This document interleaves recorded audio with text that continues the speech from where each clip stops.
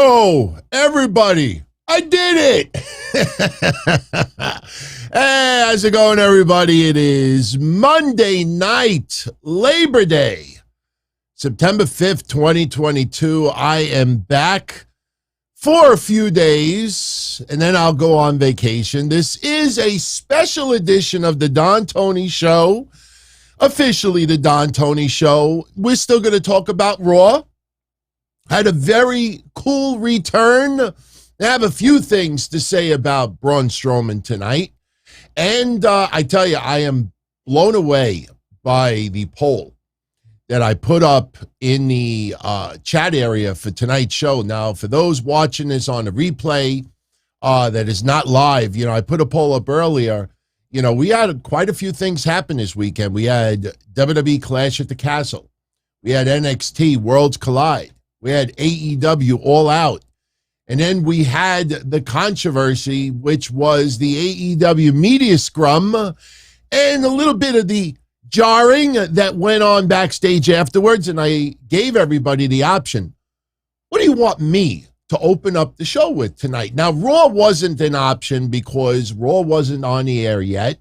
So I gave you the other four options. Do you know right now, AEW All Out, covering the pay-per-view, only got 6% of the votes. That is disgusting. It's not your fault, everyone. It's just what transpired at that media scrum should not have overshadowed CM Punk regaining the championship. Should not have overshadowed MJF making his return. Should not have overshadowed Trios champions. Should not have overshadowed the fact that AEW finally fixed the Luchasaurus problem, which shouldn't have been changed in the first place, but hey, they wanted an extra swerve, whatever. Out of all the voting tonight, the majority that you wanted me to open tonight's show with was WWE Clash at the Castle. And that's what I'm going to open up tonight's show with. Now, luckily, we don't have 15 matches to talk about. Now, for those that might be new to the show, I was unable to watch any of the shows live this weekend for kind of a good reason. If you have been under a rock and you're not aware of it, on Saturday, yours truly tied the knot. I got married. That is me and the new Mrs. Don Tony de Blasi. We officially tied the knot. We will have more pictures in the future. For now, that's what you get. I look like a fat Tony Montana in that chair. Hey, oh, wait. No, I sound like Rocky Balboa. All right. Look, I'm still a little tired, exhausted, but I promised all of you that I would give you comments on all three events, and I did watch all three events, and I checked out the media scrum and CM Punk's controversial comments, and I promise you, give me a few minutes. In a little while, I will talk about what CM Punk said at that media scrum. I will talk about the fight that happened backstage involving himself and a few others. And it might surprise you right now, but I defend CM Punk 1,000% in everything that he said and everything that he did. Anybody that goes back with me many years, you're probably saying right now, DT, are you still drunk from your wedding? No. What we have been talking about for the last 3 years came to a boiling point this weekend. And when I promise you, when I get done with you in a few minutes, not only will each and every one of you understand why CM Punk did what he did, you will also understand why CM Punk may be the most important person in AEW right now to straighten that motherfucking promotion out. It is not going to get straightened out as it is status quo. Somebody wrote something in a super chat earlier, and I am totally in agreement. I think Cody Rhodes saw the writing on the wall.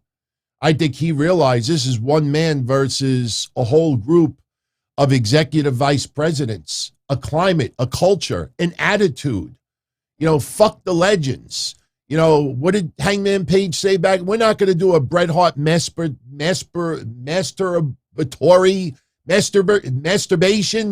tribute match. Oh, it goes deeper than that, my friends. And let me tell you something. Everyone out there that is showing sympathy for Nick Hausman from Pro Wrestling Inc. that, CM Punk jumped all over with yesterday. I have nothing personal against that man. Nothing against Nick whatsoever. He's a good guy, but he is not innocent. When I get through with you in a little bit, you're going to learn a few things tonight that not only have you not realized before, but you're also going to ask yourself a question. How come nobody in the media world informed you of any of this?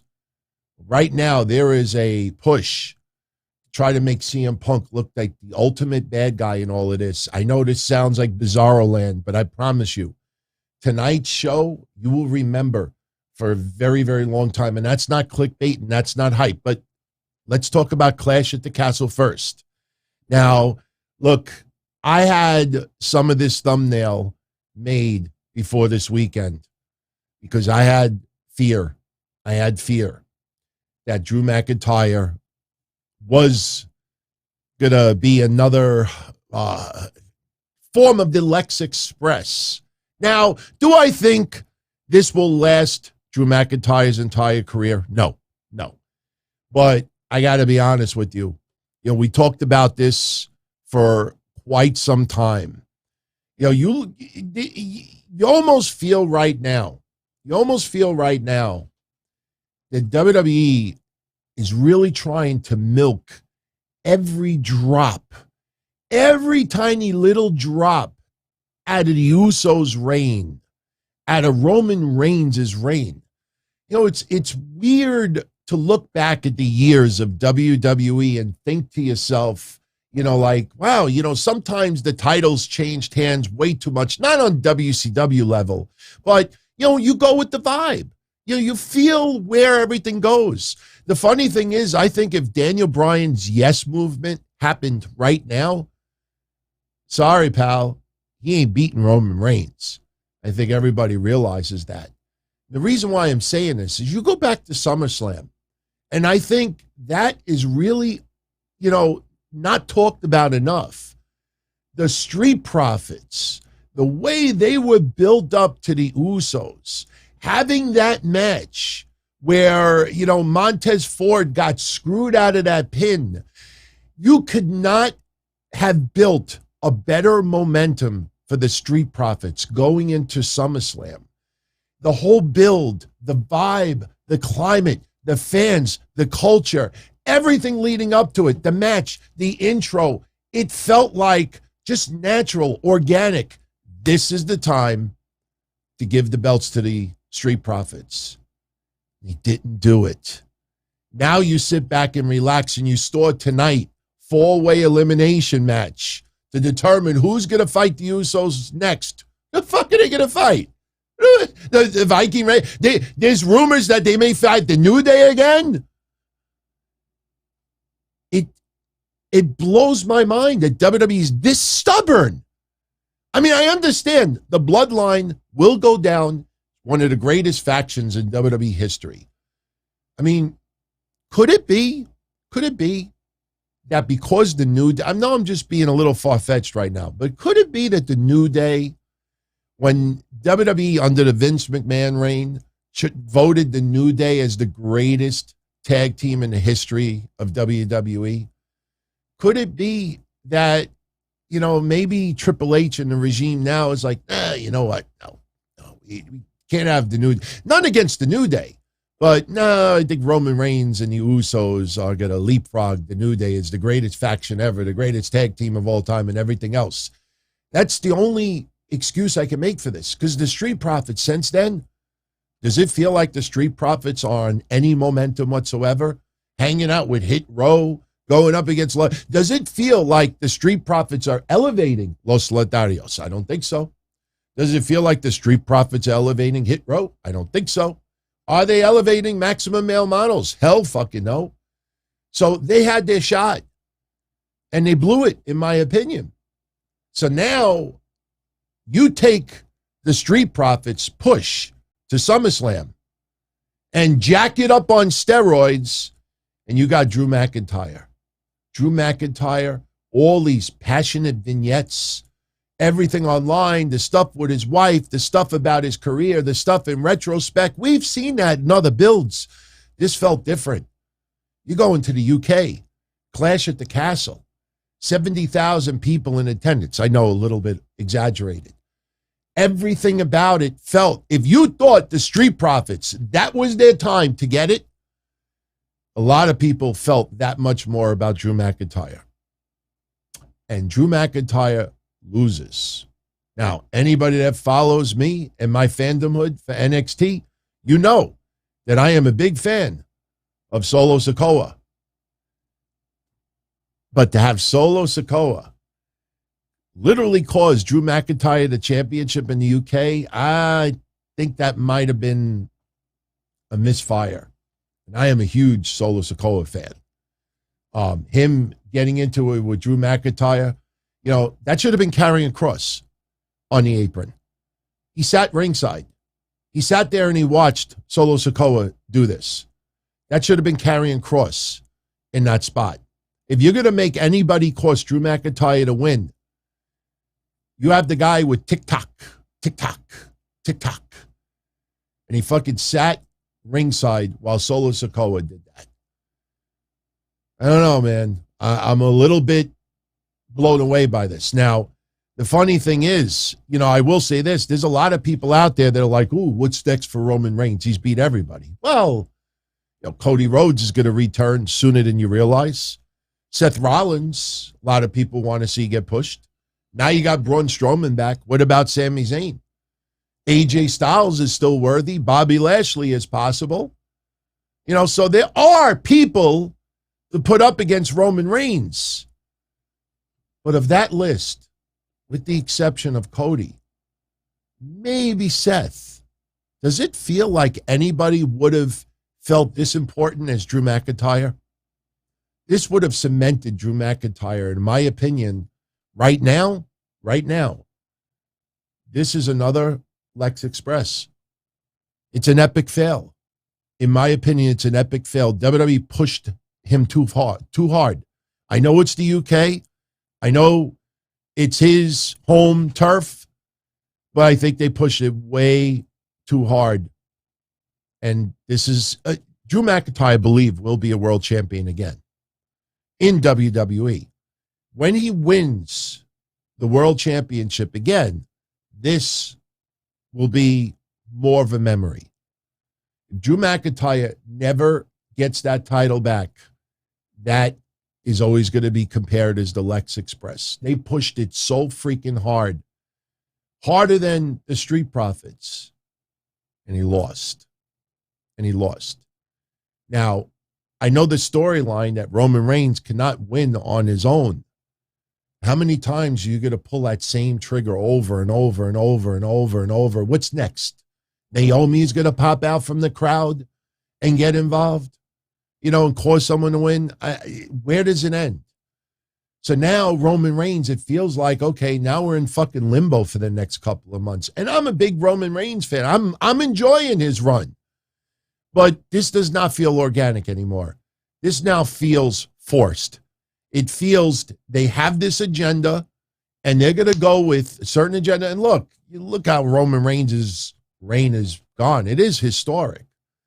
But now it feels on a stubborn level, in my opinion, with WWE. So, match results from Clash at the Castle. And, wow, we got a lot of stuff to talk about tonight.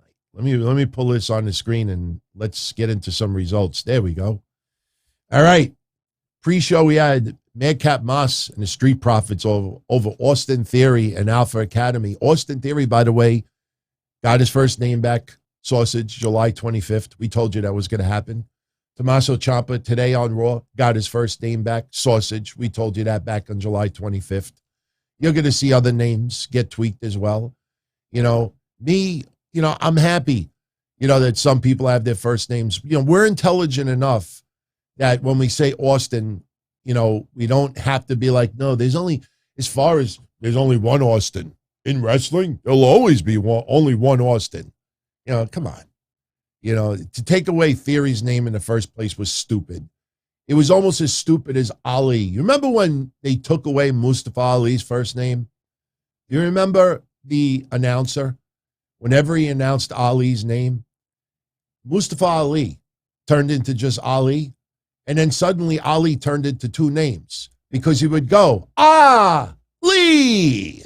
So now his first name was A-H and his last name was L-I. Lee. That's what it sounded like. They fucking fixed that. So, Moss and the Street Profits over Alpha Academy and Austin Theory. Bayley, her faction with Dakota Kai and Io Sky is now officially called Damage Control. They defeated Bianca Belair, Asuka, and Alexa Bliss yesterday. I think the most important thing coming out of that was Bayley pinning Bianca Belair. WWE, I guess, still feels that Rhea Ripley not in the right position yet to fight for that women's championship. So now Bayley might be next in line to feud with Bianca Belair, especially after what we saw on Raw tonight. Yeah, Dakota Kai was a little bit sloppy in that match. I mean, look, people have off nights. It happens in wrestling. I mean, off nights, my God. Did you see those two spots to Ruby Soho in that tag team match for AEW? Holy shit. I heard she's got a broken nose. I heard from someone else she don't have a broken nose. All I know is that when does that get labeled as reckless? I understand you want to act like, we'll talk about that after, but I understand you want to act like you're just dropping your opponent like a sack of potatoes. But you need to realize that when you drop an opponent like in a sack of potatoes, they're not a sack of potatoes. And I have two clips to show you a little bit later. Probably my favorite match of the night, Gunther beating Sheamus. Now, when we did predictions the other day, obviously I got Drew and Roman Reigns wrong. But I said that if Gunther and Sheamus is not a double DQ, then Gunther will win by the skin of his teeth. And holy shit, did that match deliver. I loved the crowd's appreciation for Sheamus after, and I loved that Triple H showed that tonight on Raw. Because Sheamus is still considered a heel. I think that will be tweaked a little bit now. But, man, we have been singing the praise for Sheamus the last couple of years. You think back, even when we had the COVID, still where fans couldn't attend live. And that guy was killing it in the ring between Drew McIntyre and other opponents. Sheamus, I thought, was maybe in the top 3 of anybody that was on the WWE roster during that time where fans could not appear live. That guy, and remember the spinal stenosis. Remember the issues that he had. His career was supposed to be over by now. And I think his career is winding down. Just because the crowd loved what he did yesterday and it was emotional, or Saturday, and it was emotional, it doesn't mean that he's retiring, but I think this might be a turning point in Sheamus's career. I really do believe that. I was so happy to see Imperium reform. Just when I said like 2 weeks ago, you know what, Giovanni Vinci is starting to grow on me a little bit. Giovanni Vinci. They have him appear with Ludwig Kaiser and Gunther. Yes, they all have new names. That's fine with me. I like it. Good. Will it be permanent? I have no idea. But maybe this is a little bit of an AEW influence. We're starting to see more trios in WWE. Yes, the Judgment Day technically is a foursome now, and I know I'm jumping a little bit ahead, but you really start noticing, you're starting to see a lot more groups of 3. I mean, you'll see some additions in the near future. You give it some time. Not everybody's going to be a trios. WWE will keep the tradition of tag team championships, but it was really cool to see Giovanni Vinci come out with Imperium and Gunther, man. Jesus. I am happy that people now have accepted his name change. It's funny, and I'll always remember when Gunther was interviewed by Ryan Satin not too long ago, and Gunther said that if my name was Gunther before and they changed it to Walter, people would have complained. And that's so spot on. I don't care about some of the name, even Butch or Pete Dunne. I know the name might sound a little bit goofy. Believe me, anybody that goes back to my hotline days, we used to make fun when they would call Andrew Martin Test or Edge when he first came back. When he first debuted, I should say. We were like, Edge. Like, the hell's an edge? Like edge is like, something sexual now these days, or, you hit your eye at the edge of a table. Edge. When he first came out, Edge. I remember my hotline. I remember saying, I can't ever see someone being a world champion named Edge. Boy, did I eat my words. So I don't care about names as much. I care about how they're used and utilized. Man, did they tear it up yesterday. Loved every minute of it. Rey Mysterio and Edge. Edge. Very, very surprised to see Rey Mysterio hit Balor with the 619, right? Turns around and walks right into a spear from Edge, and the Judgment Day lose. But the more important thing was this, right after the match. We could put it up. Dominic's hair is kind of brown. And then you join Judgment Day. No. Now you have to dye your hair black. You have to use gel. Maybe some sunglasses. I'm liking it, people. I'm liking it. I think this may go places. I like Rhea Ripley tonight. I'm your pappy. We'll get into Raw in a little bit. Yes, I'll ruin the surprise. We will talk about him making his return. Oh, did he and WWE give a middle finger to that loud internet wrestling community noise? Sorry if you fit into that mold. Did you hear that goddamn pop that Braun Strowman got tonight on Raw? You go on the IWC, especially Twitter, you pay close attention to Braun Strowman over the last 2 weeks when rumors started to fly that he was close to a return. And the loudest of the noise tried to convince you that that guy's a goof. He sucks. He's terrible. Why are they bringing him back? They're fucking Oompa Loompa, this and that. You heard that pop tonight? That's why he's back. That's why he's back. And then the haters, because he slipped a little bit with Chad Gable, they got to spike the football. Like, see, you fell right on your face. And you fall on your face. One of your favorites fall on your face. And when people laugh at them, you see how you feel. So we'll talk about that a little bit later. So anyway, Dominic turns on Edge, turns on his dad, tears the shirt off, walks off. Today we find out that he is now a member of Judgment Day, but last night, pretty cool that they finally did what they did with Dominic Mysterio. Long time coming, if you really think about it. Liv Morgan retains the SmackDown Women's Championship over Shayna Baszler. Not a bad match. I didn't think there was any doubt. I think Liv Morgan needed one more big win, and that was against Shayna Baszler. The question is, what do you do now with Ronda Rousey? Charlotte Flair is about to return as well. I think, with all honesty, I think Liv Morgan's championship reign will be over by Extreme Rules. I'd be very surprised. Maybe my feelings change by then. I think it's run enough where Liv Morgan can give it up and maybe get it back at another time. But, Shayna Baszler locks on the Kirifuda clutch. Liv breaks the rope. And I tell you, when Liv climbed to the rope and got the hold broke, I was a little concerned that the crowd was going to boo. I mean, of course you want to break the hold, but, submission moves and Liv tapping and, racing to the ropes, you got to be a little bit careful with that. But she ends up hitting the Oblivion, and she retains the championships. All is good there. Then we had your 2 matches I think everybody paid to see, including Gunther and Sheamus.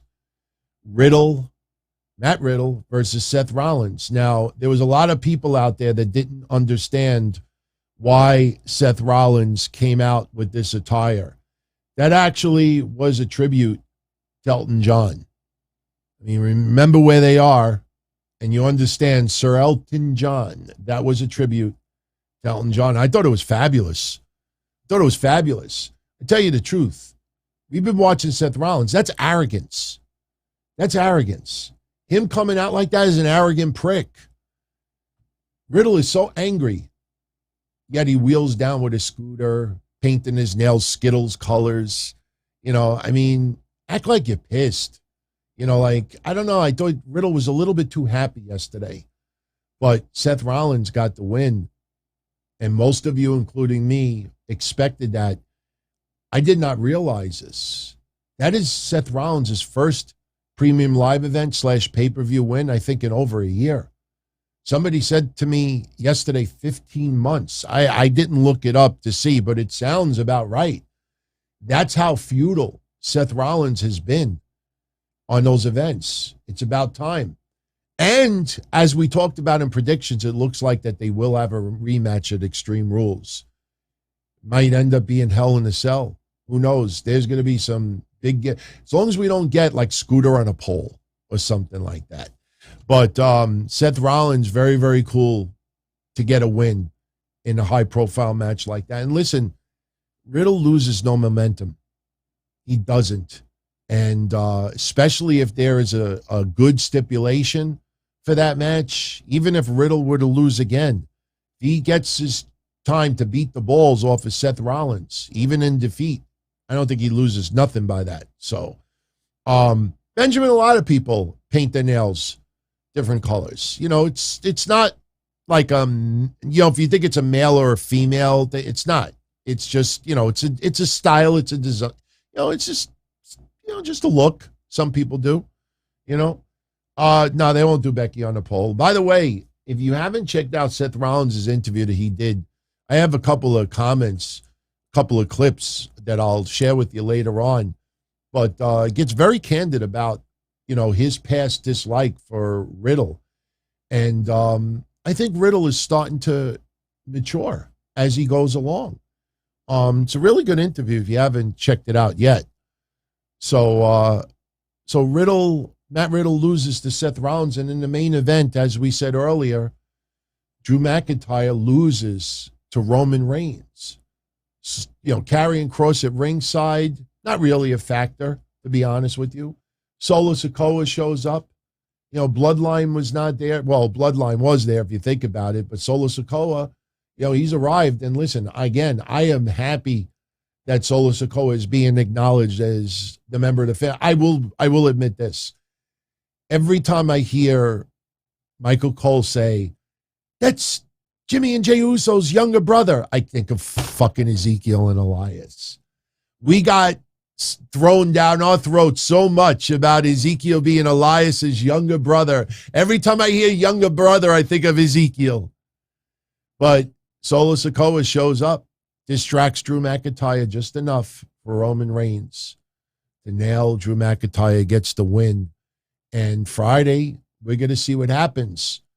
Braun Strowman is going to be on SmackDown Friday. Do you think that WWE may actually consider? Well, I'll tell you the truth. I know this is going to be unpopular. And by the way, we have a big rumor killer to share with you. In fact, I will give you that rumor killer in a moment about Bray Wyatt. Very, very terrible. It's not a big deal, but very terrible to see websites that know the answer and completely ignored it because they're trying to get people to click on their sites to read articles with Bray Wyatt. But I tell you the truth, if it's not Cody and it's not Drew, how cool would it be if Bray Wyatt were to get a return and Bray Wyatt would be the one to dethrone Roman Reigns, if you really think about it, especially if they tweak his character and he goes more old school. I'd be perfectly fine with Bray Wyatt to return and win the championship and dethrone Roman. We know that's not happening. Let me make that clear. It ain't happening. But I thought that'd be pretty cool. I don't think Cross is dethroning Roman Reigns. And look, I'm a huge Cross fan for obvious reasons. But I'd be lying and I'd be disrespecting Karrion Kross, Killer Kross, if I said to you, oh, yeah, he's winning the championship. Yeah, he's definitely taking it. I'd be disrespecting him by saying that. There's some people out there that do want to hear honesty. They don't want to be fondled emotionally.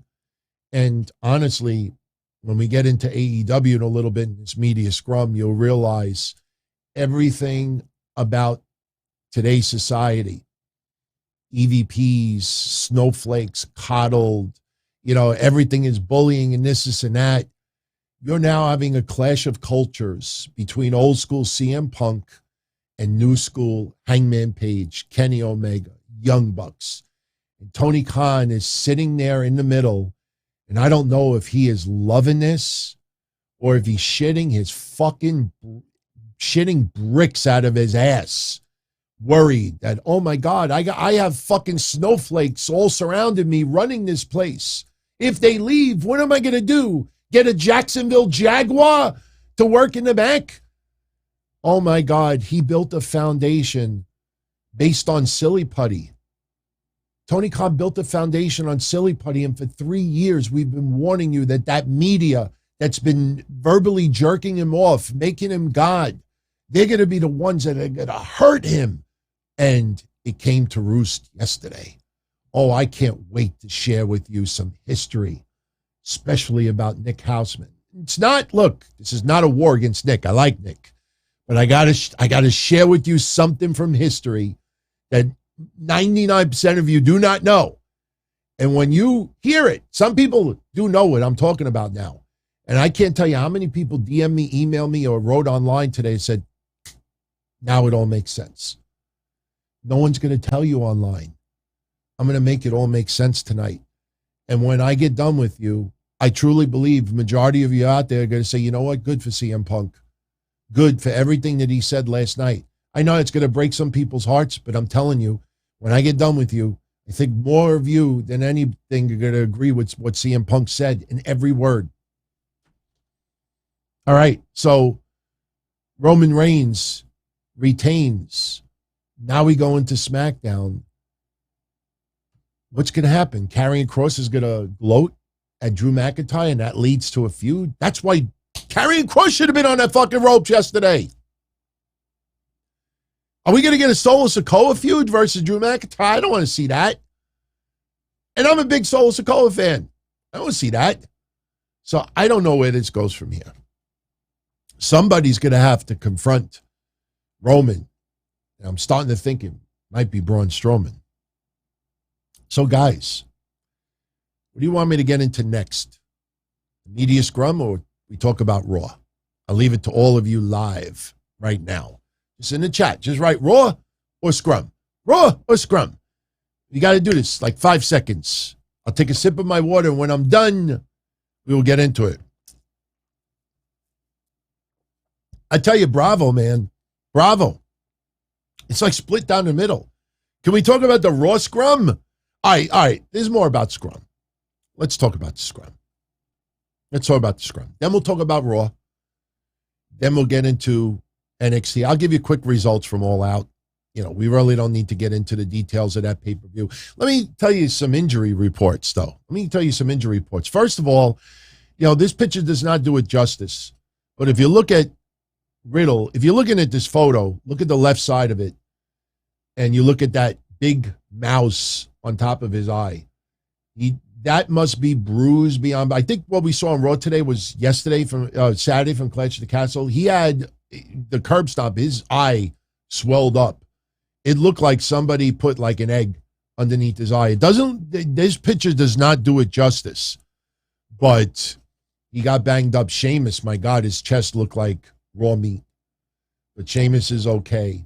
Gunther, he's got some marks as well. I'm hoping to God that Ruby Soho is okay. I'm going to show you a clip, and then I'm going to show you a clip with audio, because without audio does no justice whatsoever. First of all, Look at this clip closely. And again, like I said, when you drop somebody, you need to be very careful how you do it. You can't drop someone like a sack of potatoes and then drop them like a sack of potatoes. I want you to look at Ruby Soho's head. Look closely because there's only a couple of seconds. Watch this. Look at that. Look at that. I mean, it's not the Ty Mello kick. It's just dropping her afterwards because the momentum had her neck going sideways. You can't just drop someone like you don't care. Watch again. Watch. That is awful. Sammy Guevara is not that reckless, but things like that is inexcusable. There's no, okay, well, she just fell the wrong way. That is scary. Now I'm going to show you some audio. I want you to listen to this shot to Ruby's nose. Now, in respect to Ty Mello, because I am a fan of Ty and Sammy, she was legitimately concerned afterwards. I guarantee you she wasn't hiding in the bathroom afterwards. I guarantee you she was apologizing to Ruby Soho. I really believe that. But I want you to just listen to this as this shot connects with Ruby's nose. Watch this. Did you hear that? The Ty KO? Just listen to the audio. Listen to the shot. This is not a slap. Ty KO! Right in the fucking nose, man. That is some scary shit. I put that in slow motion and watched it, and I was like, oh, my God. You know, I don't think it was on a level of like John Cena. Remember when his nose with Seth Rollins was like twisted sideways, man? That's rough. Both of them could have been avoided. But let's talk about the media scrum. All right. What I wrote earlier today, the first wrestling post since my wedding. If you're not a big fan of AEW, or if you're a newer wrestling fan and you don't follow AEW all that much, all you needed to do this weekend is watch the Triple H post-media scrum from Clash at the Castle. Then you watch Tony Khan's media scrum from AEW All Out. You watch those scrums and you will know everything you need to know about AEW. We have professional versus paranoia. We have good vibes versus anger and hostility. That is what WWE and AEW is all about right now. Anger, hostility. Tony Khan talking about, what was the quote that he said about, I got it right here too. He talked about, here, I got it. Hang on. Because I want to read some of the transcript that CM Punk said. Here it is. He says, and I quote, here it is. He compared himself to Jim Crockett Promotions. And he's talking about Labor Day. And he's talking about the fact that WWE had two events, Labor Day weekend, same weekend as him. And there's a quote floating around of Tony Khan saying, and I quote, "I'm not going to sit back and take this fucking shit." I'm a big fan of Tony Khan's. I'm a big fan of AEW. But I always believed, and I've been saying it for 3 years, that you help people more by being brutally honest and telling them when you think they're wrong. Not telling them that everything is epic, unbelievable, amazing. If I die tomorrow, this is the greatest moment of my life. This is incredible, epic, unbelievable, holy shit, LFG, Motor City Machine Guns, let's fucking go. You know, you're hurting Tony Khan. And for 3 years, we've been talking about this. And understand, when you hear old school guys, veterans, Pick whoever you want. When they talk about how a lot of wrestlers of today do not respect the wrestlers of yesterday, it's not a clash in wrestling styles. It's not Jim Cornette versus Kenny Olivier. It's about lifestyle. It's about the climate, the culture of this world. Back when I was in kindergarten, pulling a little girl's hair when you're in kindergarten also, and, you know, because you have a crush on her and you just pull her hair, you know, yeah, that's a jerk. Stop, you jerk. Now today it's bullying. You know, you squirt a water gun. There's an infamous picture of me in high school squirting a water gun in my friend's face. It's a funny picture. You do that now, you get arrested for it. You know, this current climate, you have a culture that looks at yesteryear, and even if it is out of touch, they don't respect it. Me, I've been a wrestling fan since 1979, and I will tell you that no fucking way would I want today's wrestling to be what it was back then. You think I want someone to win a match with a drop kick, a sunset flip, put someone in a headlock, and then keep them in a headlock long enough that I could take a shit, go mow the lawn, walk the dog, make myself eggs, clean the dishes, take a shower, maybe get a little suki on the side, and the person still has the headlock? I'll fall asleep. I don't want what wrestling was back then.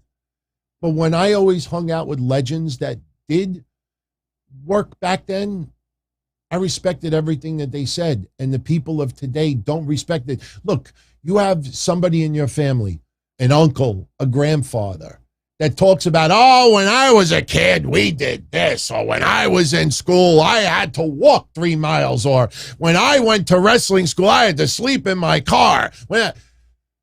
You let them say what they say, and you respect it, because to them it's important. But today, people get offended by it. You got Hangman Page, that we just talked about it last week, and I like Hangman Page, but Hangman Page publicly admits, you know, I don't take advice from veterans. I don't listen to them. I don't do this. I don't do this. Okay, that's fine. But when you have wrestlers that do, and you start cutting little promos about masturbation and Bret Hart tributes and this, and that, all right, yeah, that might be good for the storyline, but this is a clash of culture. You look at Kenny Omega, and you look at the Young Bucks, and you look at some of the people that are in their surroundings, and it's the same culture. It's society in a lot of ways. Now you look at CM Punk. CM Punk is about tradition. CM Punk is about old school. CM Punk is about respect. I know that sounds crazy for a lot of people out there, but that is the fact. CM Punk, that's why CM Punk in the media scrum. All right, here's a quote that he said about Hangman Page later on yesterday. And this was a quote that a lot of people left out of what they talked about. I'm going to read it to you right now. He says about Hangman Page, our locker room, for all the wisdom and the brilliance it has, it isn't worth shit when you have an empty-headed idiot who's never done anything in the business do public interviews and say, I don't really take advice. Who the fuck do you think you are? That's stupid. Go fuck yourself. That's how I feel about it. I dare you to fucking say that to Terry Funk's face. I don't need to listen to you, Mr. Funk. I know what I'm doing. Fucking grow up. That's what CM Punk said yesterday about Hangman Page. Okay, you don't have to take advice from veterans. You don't have to disrespect them and call them out of touch and everything else. Now, Colt Cabana. I'm going to share with you something right now that I guarantee you 99% of you out there have no idea. Remember the banners I showed you, journalistic kayfabe? Why report the actual story when you could be part of it? For 3 years, you have a lot of people in the news media world, the podcasting world, the journalist blogging world that want to rub elbows, want to be part of the AEW party so bad that they will ignore things, that they will not call out things and they will push a certain narrative. For the last 6 to 8 months, I would say, there has been a narrative floating around that Colt Cabana was going to be let go and then shifted over to Ring of Honor because of CM Punk. When CM Punk came back a year ago, the discussion, the topic of Colt Cabana was talked about. And for the betterment of AEW, they just agreed to work for AEW, but not mingle together. Period. That's it. Well, guess what? Colt Cabana is very beloved by the executive VPs, the EVPs of AEW. Colt Cabana is loved by a lot of the people who have been there since day one. And they see Colt Cabana not being used on TV anymore. They see Colt Cabana's role diminishing. And they believe it's because of CM Punk. Where do you think all these news articles get this stuff from? You think they just pull it out of the air? You don't think that some of these EVPs that are trying to help Colt Cabana and maybe a little bit pissed off at CM Punk, you don't think that they give little crumbs here and there? That's where these news reporters get it from. Now, as far as Nick Hausman yesterday, that stirred up everything. All right, I'm going to show you right now because I'm allowed to show you this. I'm going to show you about 35, 40 seconds of the beginning of the media scrum yesterday. Before Nick Hausman could ask anything, I want to make this clear because people out there think that he brought up Colt Cabana yesterday. He did not. People reported that wrong. Before he could say a word, CM Punk jumped all over him. There is a very big reason behind it that no one told you. Check this out from yesterday. Where are you? Where are you? Okay, we got it. No worries. Let me pull it up. Hold on. Okay. Now I'm getting... Okay, here it is. Okay. This is from yesterday. Listen closely. Say your name and your... Cool. Hi, Nick Hausman with Wrestling Inc. I'll start, Nick. Show of hands. Who here fancies themselves as a journalist? You're a journalist, Nick? All right. I try my best. Okay. No, real quick. Go ahead. You still do improv? No, not a little bit. No? No. When you did improv, who'd you do improv with? I did it with Scott Colton. That's Colt Cabana, by the way, everyone. Now, as you're listening to this, you're probably saying to yourself, why is CM Punk jumping all over this guy? Let me continue. Okay, so you fancy yourself a journalist. Would you say you're friends with Scott Colton? No, I haven't talked to Scott in some time. So you're not friends with him? No, Scott and I do not see eye to eye. Oh, wow. Well, that makes two of us. My point is, if you fancy yourself a journalist, even if it's for the silly world of professional. Okay. Now, I did not cut that clip off on purpose. Everyone else did.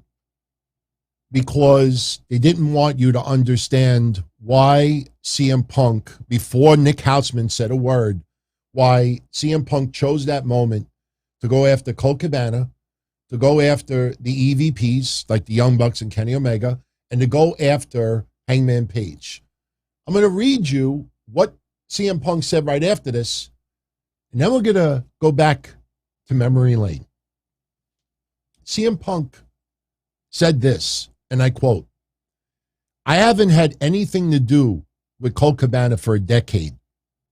Probably didn't want anything to do with him for even longer than that.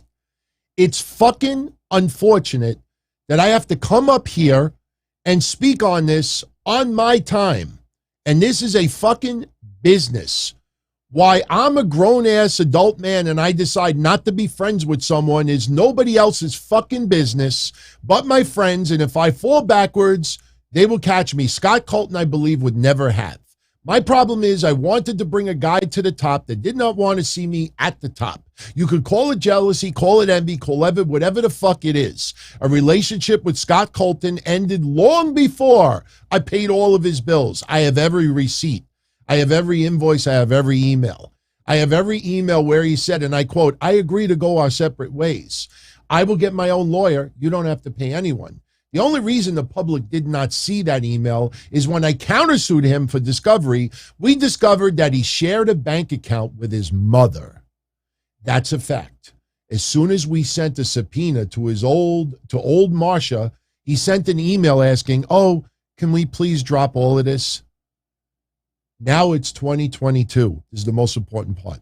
Now it's 2022. I haven't been friends with the guy since 2013/14. And the fact that I have to sit up here and we have irresponsible people who call themselves EVPs who couldn't manage a target and they spread lies and bullshit and they say I got him fired when I fucking want nothing to do with him. I want nothing to do with him. I don't care where he works. I don't care where he doesn't work. I don't care where he eats, where he sleeps. And the fact that I have to get up here and do this in 2022 is fucking embarrassing. And you all are at fault. Fuck you. If you're not, then I apologize. Okay. If any of you want to see almost a weird level of maybe former friendship, go on Google, type in Nick Hausman, Hausman, and Colt Cabana.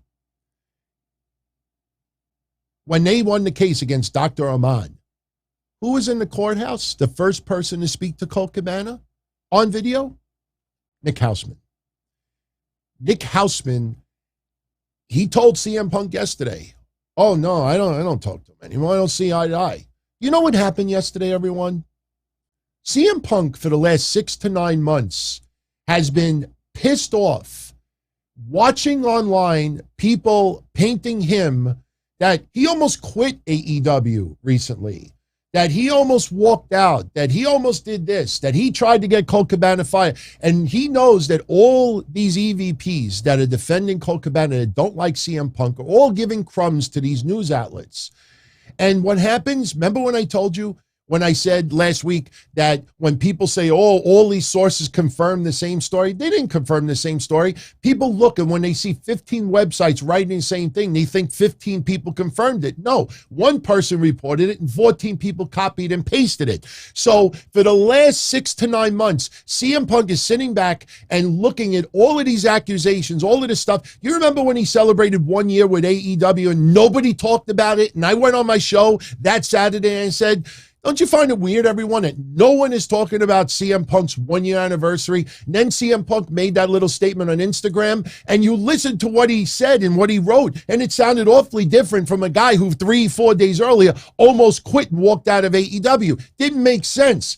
Now you start realizing, okay, something is up.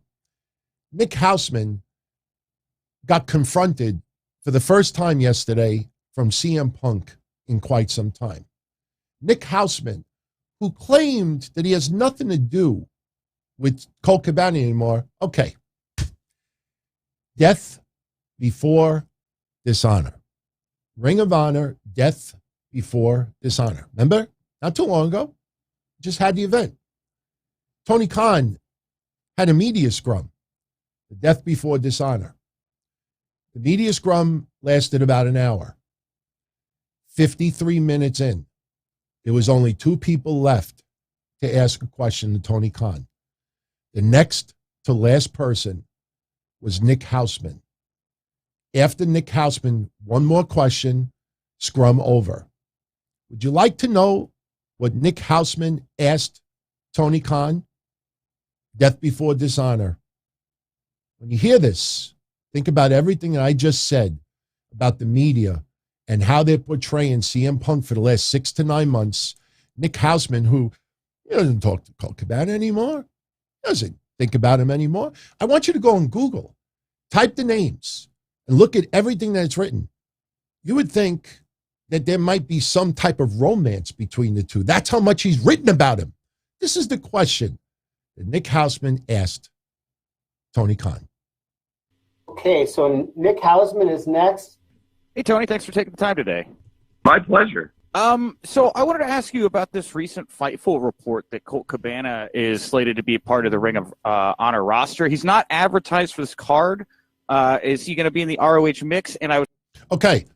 So far, he's just asking, is he going to be part of it? Check out the little extra that he added in that had nothing to do with Fightful.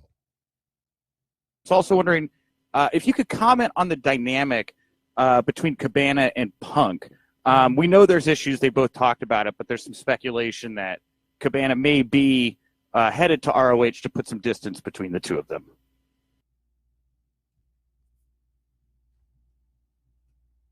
You hear that after 10 years, still bunching the two together.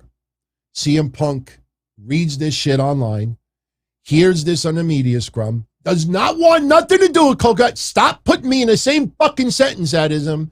This motherfucker, Death Before Dishonor, brings up, Tony, is there any truth that Colt Cabana is being put to Ring of Honor to distance himself from CM Punk?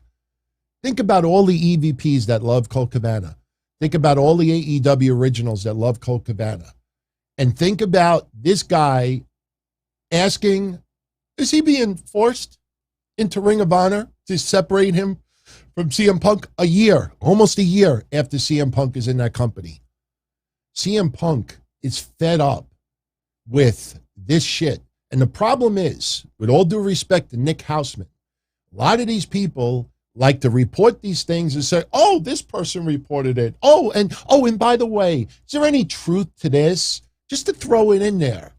You do that over and over and over and over and over again to get hits and views and subscribers, whatever you try to sell your shit for.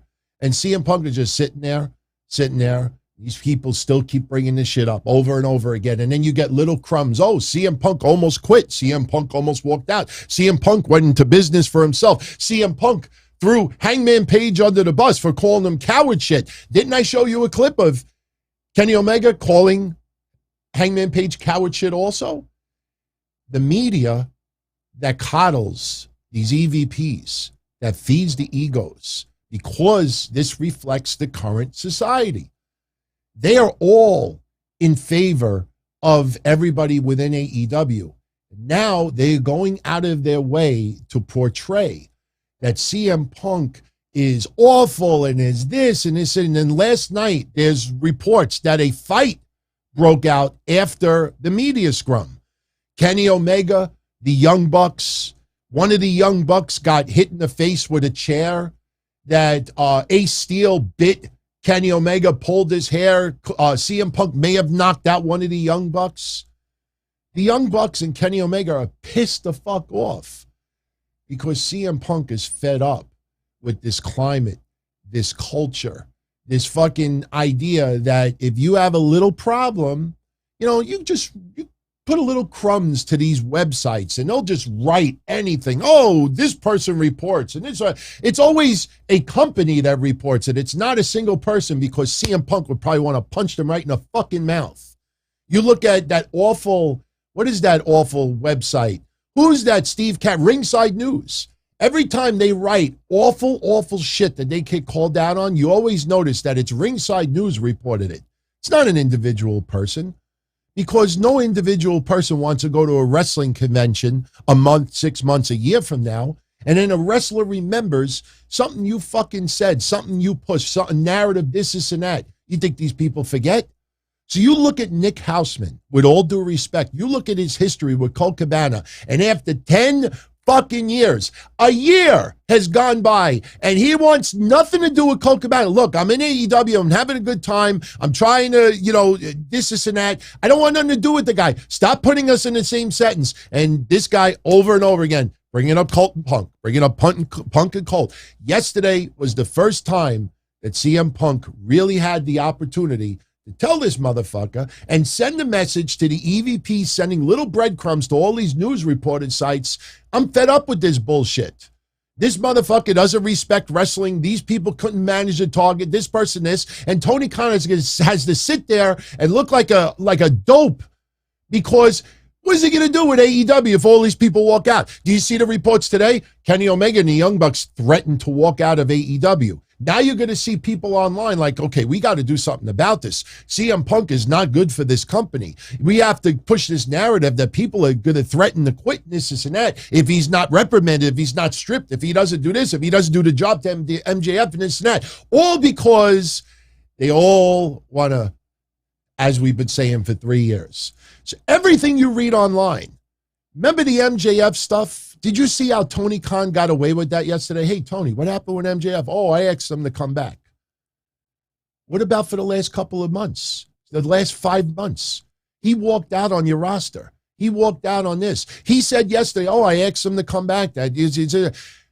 Nobody confronted him. Well, wait a minute. So if he was really gone, you know, what kind of message is that the guy leaves and you don't stand up for your company, you don't stand up for your roster, that you bring somebody back? It's because the guy was never gone. It's just Tony Khan didn't know how to react to people out there. And a lot of the media that go along with it, they're not on the payroll, but they're like, okay, let's look the other way. So when it comes to EVPs, Colt Cabana and us like that, the favorites in there, you're going to see these little digs, these little narratives, and CM Punk is one. As much of a dick that he is, he don't take that shit. And CM Punk might be the most important person in that company right now because this is a clashing culture. You have other wrestlers there. Look at FTR. FTR is old school, but especially Dax. He is such a fucking nice guy. He's like, I don't want drama. I don't want to get in the middle of this. I just want to wrestle. I just want to have a good time. CM Punk takes this shit personally. Now he's heavyweight champion, and he's in this media scrum, and he's got to look that within the last couple of months with Death Before Dishonor, they're still putting this stuff out there. Last week, CM Punk almost quit. CM Punk walked out. CM Punk did this. He went to business for himself. This has been piling up for a very, very long time, and it all came to roost yesterday.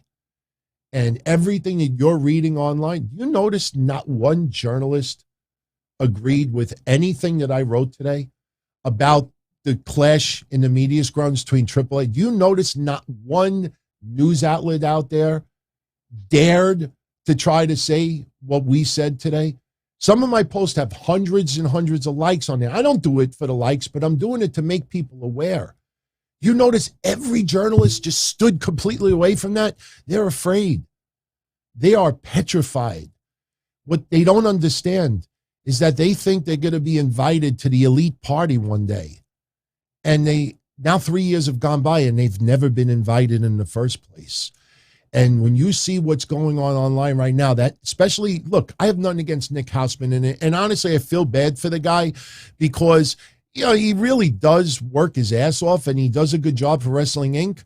But when he played off yesterday, like, oh, I don't want to do a Colt Cabana anymore.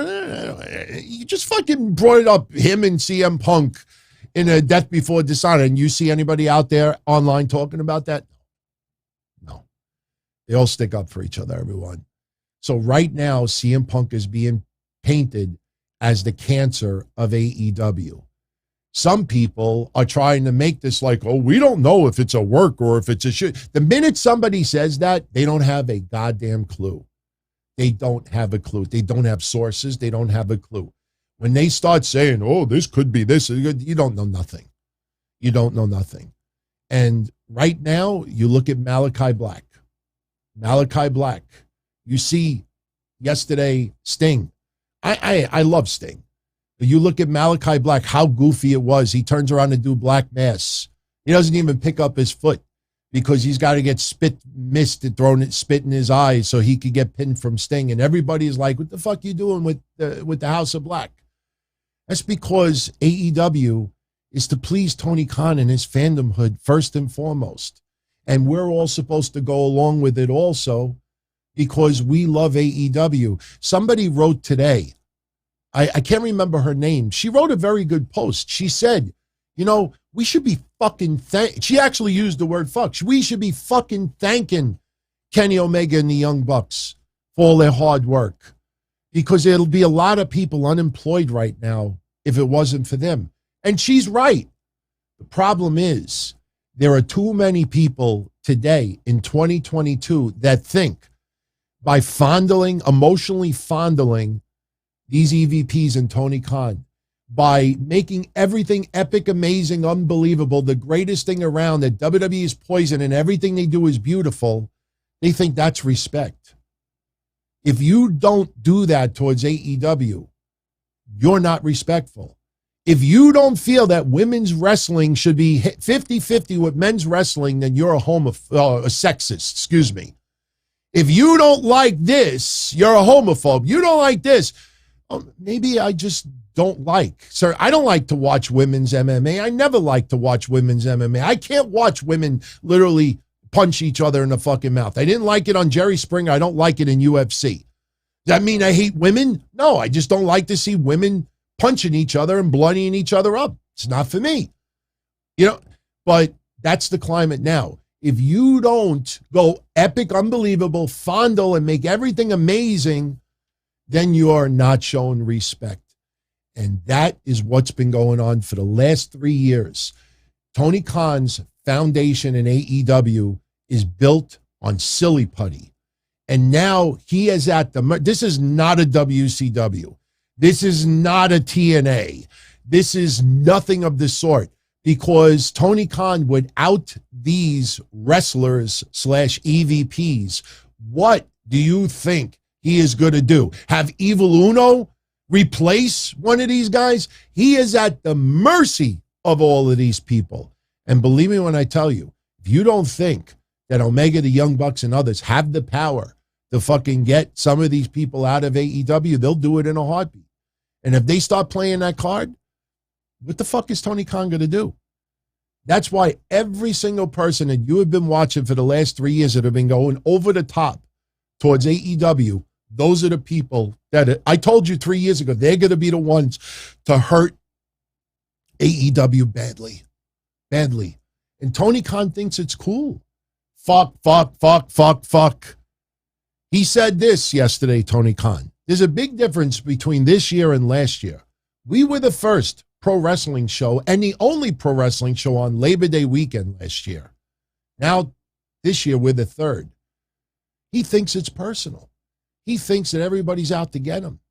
That is the climate and the culture, and that is the society, that everything is agenda-based. And then a week later, I would work with WWE. And then a week after that, WWE, maybe last year, but not this year. And then the week after that, they're fucking trying to do us in. This man is circled around poison. He's circled around poison. And he's at the mercy of these motherfuckers. And they're probably telling him all of this because they probably feel it that way as well. They got some major problems. Every single one of these shows, newsletters, podcasters, and all of them, with all due respect, they have hurt AEW more recently than helped them. And you're now seeing it all come to head. Now what do you do with CM Punk? It's a shoot that turned into a work. That is now a shoot work. Fuck you. Fuck you. They're going to use the MJF template now for CM Punk. So there is your info. So, did I change anybody's minds about CM Punk?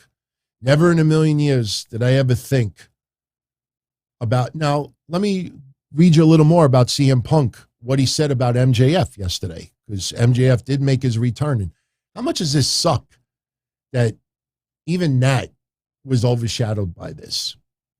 He says, and I quote, "I'm tired of wrestling these pricks.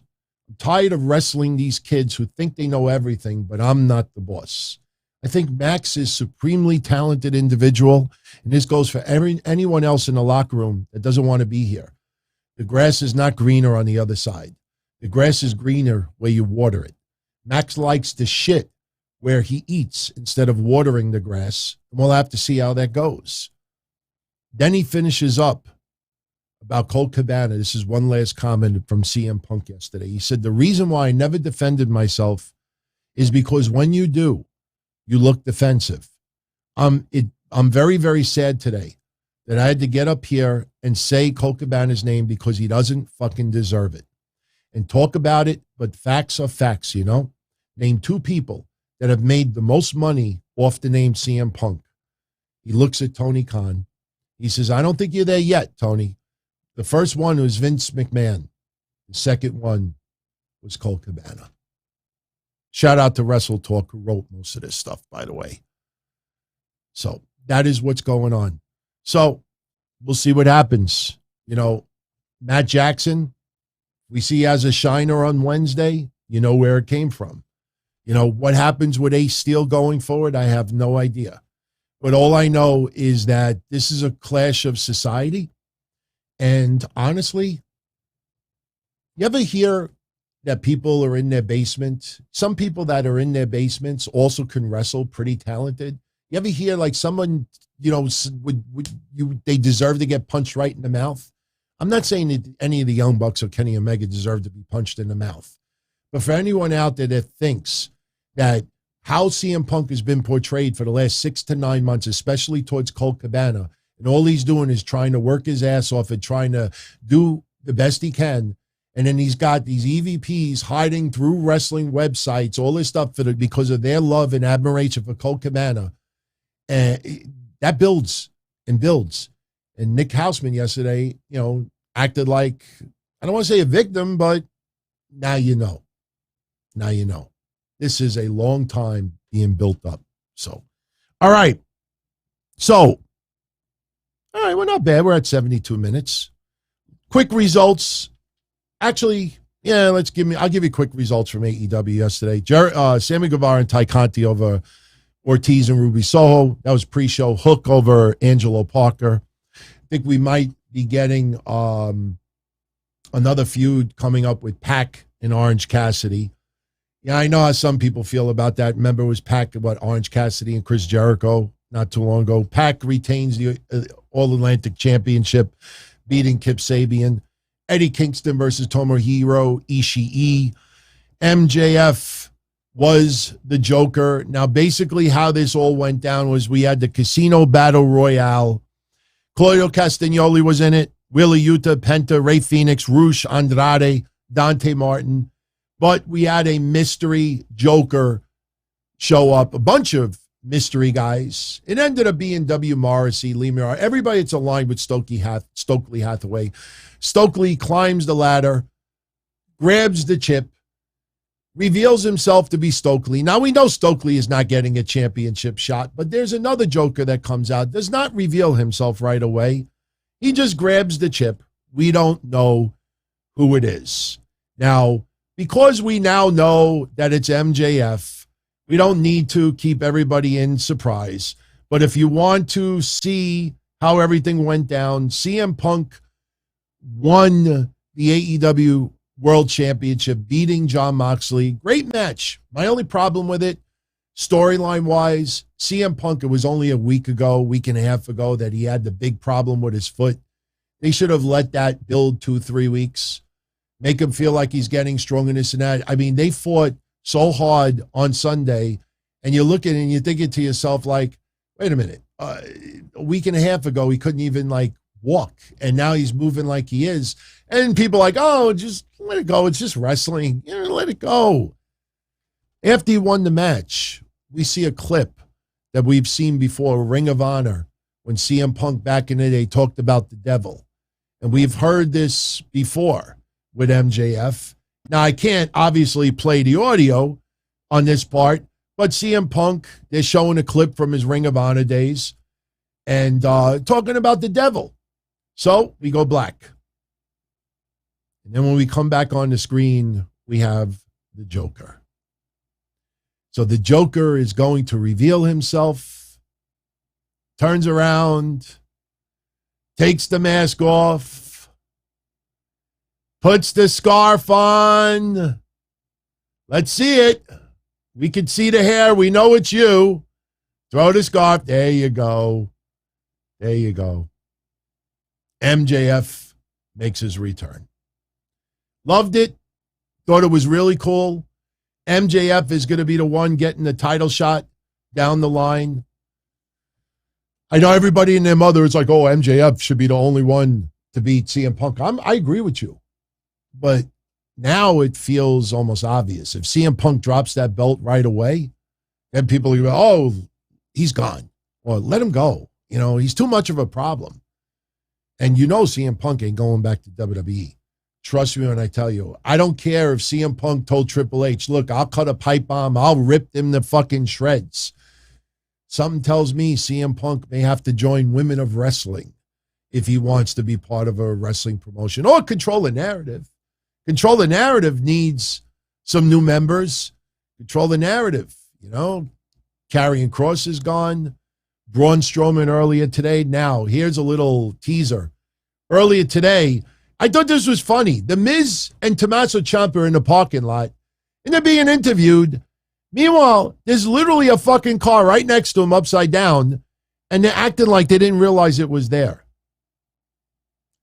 Now, I'm looking at that and I'm saying to myself, okay, we know Braun Strowman, but why wouldn't the Miz think it's Dexter Lumis playing games? So tonight on Raw, I thought this was funny, only because I thought of Nicholas when it happened. Tonight on Raw, we had a fatal four-way to determine, I guess, who's going to fight the Usos next. We got the New Day, Los Lotarios, the Street Profits, and Alpha Academy. No Viking Raiders. Match is going on. Chad Gable is in the ring. And then all of a sudden, we hear the music. And we're like, no fucking way. And he comes out. Chad Gable is like, what the fuck? Here is Braun Strowman. Adam Shear makes his return. Crowd is going nuts. He destroys everybody in the match. They had him do the train, but he didn't go choo-choo. We didn't hear no sound effects. I know people were ripping that online. Why would you rip it? That's like the pounce. It's like Braun Strowman is running around the ring giving people crazy pounces now. As long as there are no choo-choo sounds and as long as he doesn't go like this, what's wrong with it? Why would people just don't like Braun Strowman? They don't like him. They don't want him back. You hear that pop today, they went fucking crazy for him.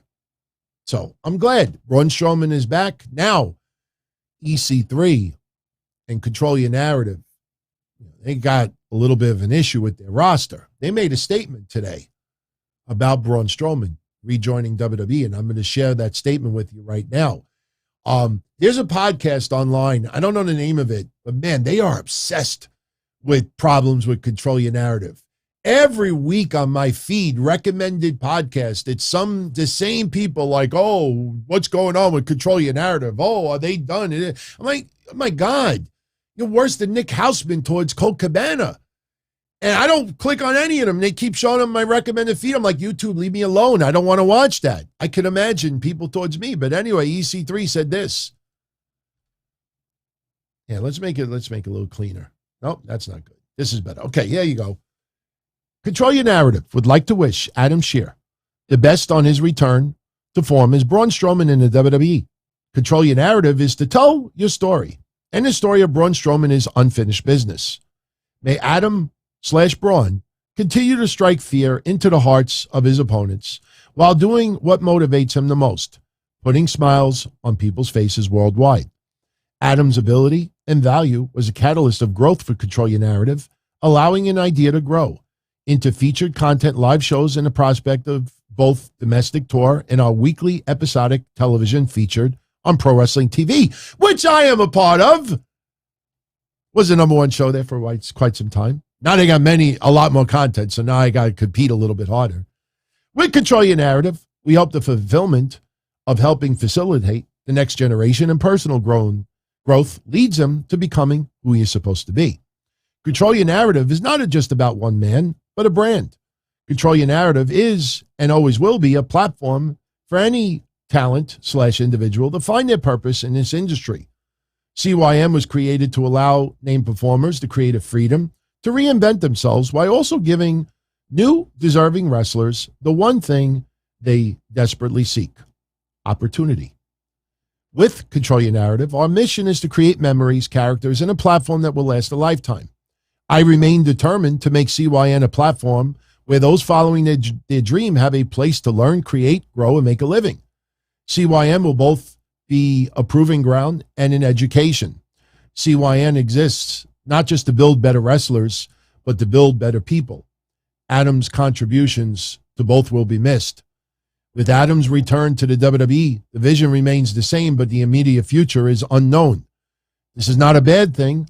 To our CYN talent, those that are knocking on the door, to any fan, lover, hater, or any individual reading, I can assure you one thing. Everything you ever want is on the other side of the unknown. EC3. Cool. So, Braun Strowman is back. He made an impact on Raw tonight. He will be on SmackDown Friday. We will see what happens. He's in phenomenal shape. I'm still baffled the original excuse that Vince McMahon had for why they let him go. But obviously he's got a chip on his shoulder. And look, isn't he involved with Raquel Rodriguez? So now he gets to work with his significant other. I think that's pretty fucking cool. So Raw opened up tonight with Edge in the ring, addressing what Dominic did at Clash at the Castle. Dominic, I know you since you were 5 when your father first came into WWE. In fact, I calmed you down last year before you had your first ever match in front of live fans. I speared you by accident. You could settle this however you want with your dad, but right now I'm looking at you only as a WWE superstar. Dom, get your ass out here because I'm going to beat your ass. So Rhea comes out instead. Rhea Ripley tells everyone that, and by the way, I'll get back to the AEW results in a little bit because I really got to talk about Jade Cargill. Not about the match. The match was garbage, but I love her new look. Love it. I hope she keeps it. Not even talking about the Hulk stuff. Well, I got pictures. I'll show you in a little bit. I know we kind of segue, but that's okay. So Rhea Ripley comes out. Pappy. I like that. Pappy. She made a man out of Dominic. Dominic comes out all dressed in black, hair slicked back, a little bit of Just for Men hair dye. And Rhea is very, very happy. Ray is begging Dominic, please, son, snap out of it. You know what I notice about Dominic? You know what I notice about him? If you go back and you watch the match with Damian Priest tonight, you'll see it. Sometimes when when Ray is like upset and frustrated, if you remember even the storyline with Aaliyah and Buddy Murphy at the time, sometimes when Ray is upset and frustrated, he's smiling. If you go back and you look tonight, son, what are you doing? Son. I mean, I'm kind of like exaggerating it. Go back. When Dominic climbed the rope before and got on the rope into his father's face, look at Ray. Ray's like, son, and he's got this, it looked like he was smiling. I'm like, the fuck you smiling for? I mean, he's happy for his son. But you got to go back and see it. You'll see what I'm talking about. It's not his fault. It's just the way his facial features are. He looks like he's smiling. And then when he gets beat up, sometimes it looks like he's happy. And get my ass kicked out. So Rhea made a man out of Dominic.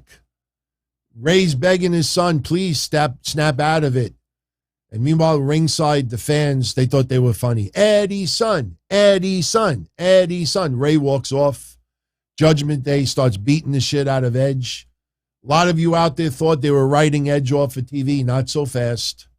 Ray comes back in. But Ray wanted to go this way. Rhea Ripley is there. He wants to go this way. His son is there. Rhea Ripley got quite a bit of offense on Ray today. They start beating the shit out of Ray a little bit. Later on in the night, we find out that Dominic versus Edge is going to go down next week. Are we going to get Dominic versus Ray at Extreme Rules? I'm sure that would be a dream for Ray to be able to fight his son. I mean, look, we just have Billy Gunn and his son go at it. You know, I know for storyline it's a little bit awkward, but trust me, that must be awesome. To be able to work in the ring with your own son against him. I don't know how I feel about that, though.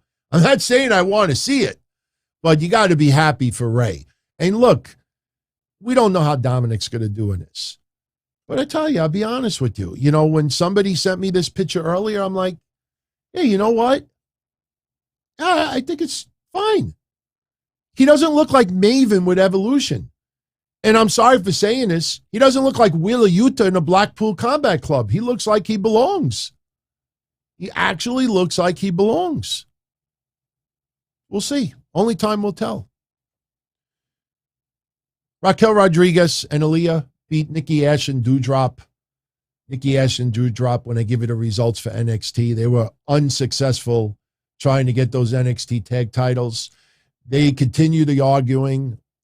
Where this is going, I have no idea. I mean, at this point, what do you do? What do you do? They show footage of Sheamus from the Clash, which I loved very much. Austin Theory getting knocked out by Tyson Fury because Austin Theory tried to cash in the briefcase during the Roman Drew match, got his ass knocked out, went around ringside, kind of looked like a Sean Stasiak moment from back in the day, if anybody knows what I'm talking about. But he's getting knocked out by Tyson Fury. He's stumbling over his words. He brought up Crown Jewel instead of Clash at the Castle by accident, which I was laughing. But he still missed the Money in the Bank. And he said, unlike everyone out there, when I get knocked down, even if it's by a world-famous boxer, I get my ass up. And he feels he's actually happy that Roman Reigns is still champion. He thinks Drew embarrassed himself in front of his fans, and he gets interrupted by Kevin Owens. Kevin Owens starts a couple of chants. You got knocked out. You got KO'd. You got KO'd. And then Kevin Owens does a repeat of last week. You know, a couple of insults to Austin Theory. You were the handpicked future, but not anymore. And then for a second week in a row, I think this is right about time a referee is supposed to run down to the ring, and one of us is supposed to say, enough talking, let's fight. They fight. Kevin Owens wins with the pop-up powerbomb. And scary moment, man. Man, that looked rough. You saw the match, you know what I'm talking about. There was one moment outside by the ring steps where Austin Theory took Kevin Owens and whipped him backwards, and it looked like the edge of the steps went right into Kevin Owens' head. If you thought the Ruby Soho stuff before was uncomfortable, now I didn't watch it in slow-mo. But that shit looked scary. It looked scary. When he came in at the count of 9, I was like, how is this guy back in the ring? That's how scary it looked. How he did not get hurt, I have no idea. I honestly expected a Richard Belzer moment. I expected him to lift his head and to be a puddle of blood, but somehow he seemed like he was all right. He beats Austin Theory. Now, later on in the night, Johnny Gargano is interviewed, and Austin Theory shows up, interrupts him a little bit. He's like, you should be Johnny talking because you're not even wrestling. And Johnny Gargano's like, you know what? You're right. In fact, you interrupted me because next week I'm going to be wrestling. Now, the question is, who is Johnny Gargano going to wrestle? Could it be Austin Theory? Would they do that so soon? They didn't announce who his opponent's going to be. I wonder if it's going to be Chad Gable. I don't know. Just thinking out loud. Damian Priest over Rey Mysterio, like I said earlier. After the match is over, they beat down Rey Mysterio. You know, Dom, he's playing like he's watching what's going on, and maybe a little bit of heartbreak that you're doing to what they're doing to his dad. I just wish, out of all of this, I wish Dominic would have got on the mic and brought up the media. If you've been paying attention to what I've been saying the last few weeks, the minute Dominic chose Edge, the minute Ray chose Edge over Dominic, all Dominic had to do is say, you chose Edge over Familia. Familia. That's what I would have focused on. They didn't go there. Maybe they just don't think Dominic is going to be believable enough or strong enough. But, they just basically kept him silent out of all of this. So even with the challenge next week with Dominic versus Edge, nothing. Rhea was doing all the talking. What Poppy wants, Poppy gets. We're good to get a rematch with Seth Rollins and Riddle. They were teasing it. Bianca Belair had a little bit of a confrontation with Dakota Kai, Io Sky, and Bayley. Bayley basically telling Bianca, basically Bayley and Sky and Kai came out because they're getting a tag team title shot next week, and they were interrupted by Bianca. And Bayley's like, "Are you that butt hurt? You lost. You're like, you that it's one loss, And Bayley says to Bianca, I could take that title whenever I want. So it looks like that is going to be happening soon. So Fly, shout out to you, my friend. 20-month anniversary. 20 years would be an awfully long time. They're heavily teasing the Doudrop Nikki split. She took her mask off, threw it in at Doudrop while Damage Control walking it back. Yeah, they've been arguing every week. I told you all last week, the segment with her with the cape. She was having an affair. You have to watch the segment to understand it. They have been bickering and arguing every single week. Where it go? Does anybody really want to see Doudrop versus Nikki Ash? I don't. So, yeah, they keep bickering. So, anyway, main event tonight. Bobby Lashley retains the United States Championship, beating The Miz in a cage match. It was a good cage match. Early on, before they even got in the cage, Tommaso Ciampa, who has his first name back, like I said earlier, him and Miz were working on Bobby Lashley's arm. Yes, I get it. It's hard to climb a cage when you can't use one of your arms, but it's possible. And Corey Graves is acting like, with a bad arm, there's no way you could climb a cage. Miz almost won this thing. I don't know how I felt about the finish, though, because Dexter Lumis was under the ring. Miz is climbing over the cage, and he looks down. He's about to hit the floor, and right below him is Dexter Lumis. Dexter Lumis is like, I'm ready to catch you. Don't worry. Fall backwards. It'll be okay. And Miz is like creeped the fuck out. So Miz climbs back in the ring. Greeted was right before that, too. Miz smashed the cage door in Lashley's head like 10 times. And Lashley was sounding like he was out. And somehow, when Miz came back in, spear over. So, and then Dexter Lumis chokes out Miz. I got a haircut, everyone. He's petting his hair. He's fondling it. I think I still got hairspray. I took a shower twice already since my wedding. I think I still got hairspray in my hair. So, I don't know. I didn't like the ending. I don't know. It was just a little goofy. Dexter Lumis is just like, do that with Joe Gacy and Cameron Grimes. Let Cameron Grimes work a cage match and let him climb over and just have Joe Gacy. But if you want to go a little bit further, just have Joe Gacy like lick his lips, be like that. Just, I still don't understand Cameron Grimes without his shirt last week. I don't know, it just looked like a bad X-rated film, man. So, not a bad episode of Raw. I tell you, it flew by. I looked at the clock and we were 2 hours in, and I was like, wow, that 2 hours seemed to go pretty fast. I thought it was a pretty good Raw tonight. I enjoyed it.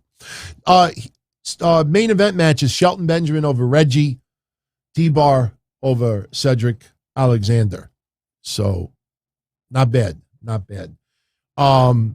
Before I give you the quick results from AEW, and I want to definitely show that picture of Jade Cargill. Loved it.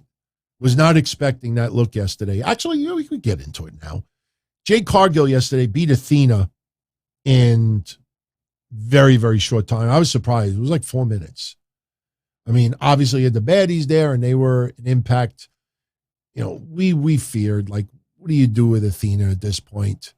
I mean, Toni Storm won the women's chair. In fact, a lot of the matches this year were very, very predictable. Oh, my God. I think the two matches surprised me the most. Now, injuries, as we were saying before, there's rumors that Christian may have a torn tricep. That could be the reason why the match against Jungle Boy won 20 seconds. That could be the reason why they did what they did yesterday. For those that did not see the AEW All Out pay-per-view, Luchasaurus went back to the dark side. Actually, he never left. Supposedly, this was all a setup, that when he rejoined Jungle Boy, this was just a plot, make Jungle Boy get comfortable. Luchasaurus is back and everything like that. I think everybody that, went against Luchasaurus is not thrilled about it, but Luchasaurus went back onto Christian's side, beat the fuck out of Jungle Boy. There was a spot where Jungle Boy's back looked like it was on a barbecue grill. I mean, with grill marks and everything. You could have literally put an apple in Jungle Boy's mouth and it would have looked like some wild boar with lots of hair. It was fucked up, but the match officially was only 20 seconds.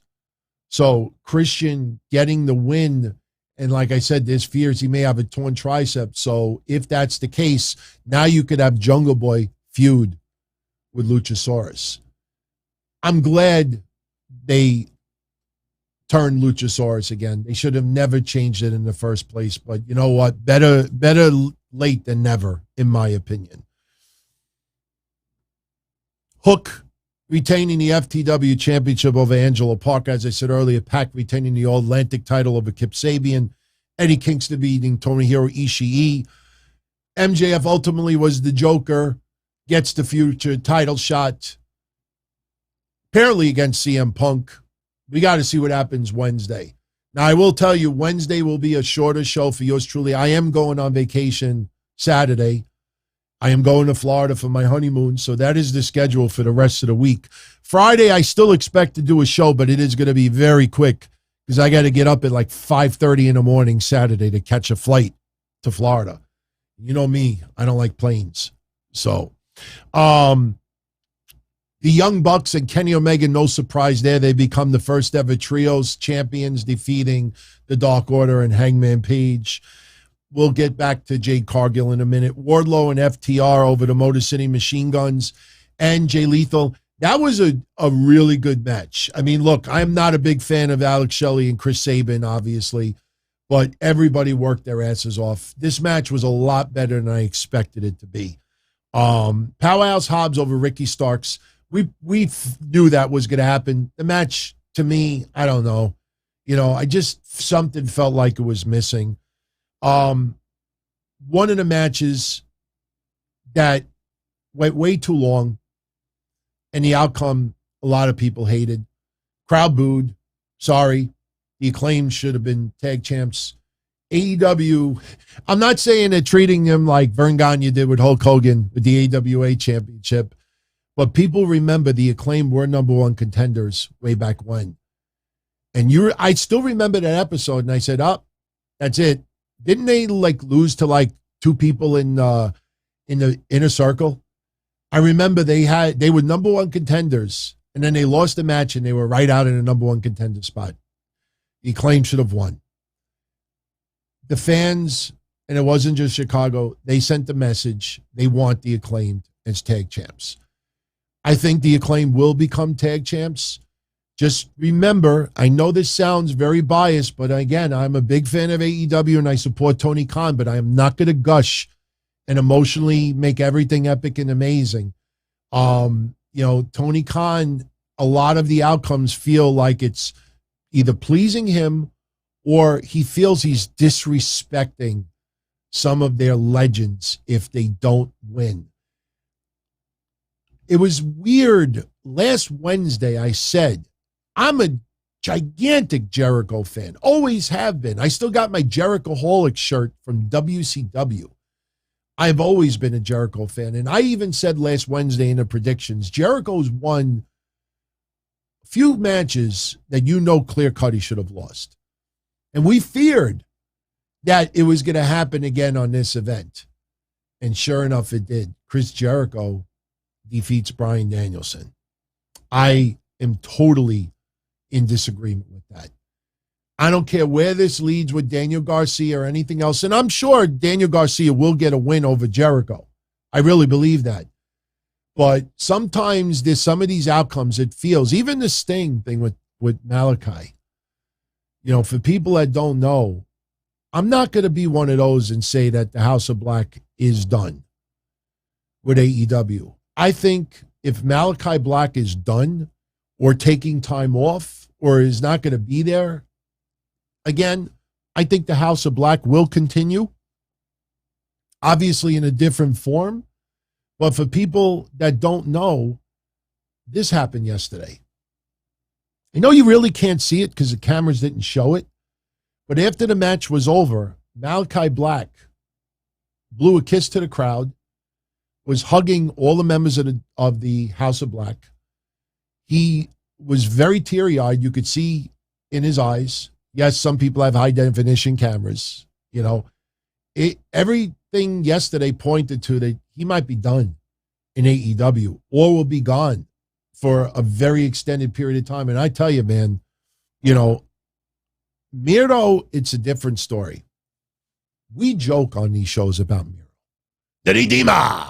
You know, he had a match yesterday, and it was fun. I mean, but if you look at really Miro, that's what, his fourth match since June, I think it was, or May, since he was able to return.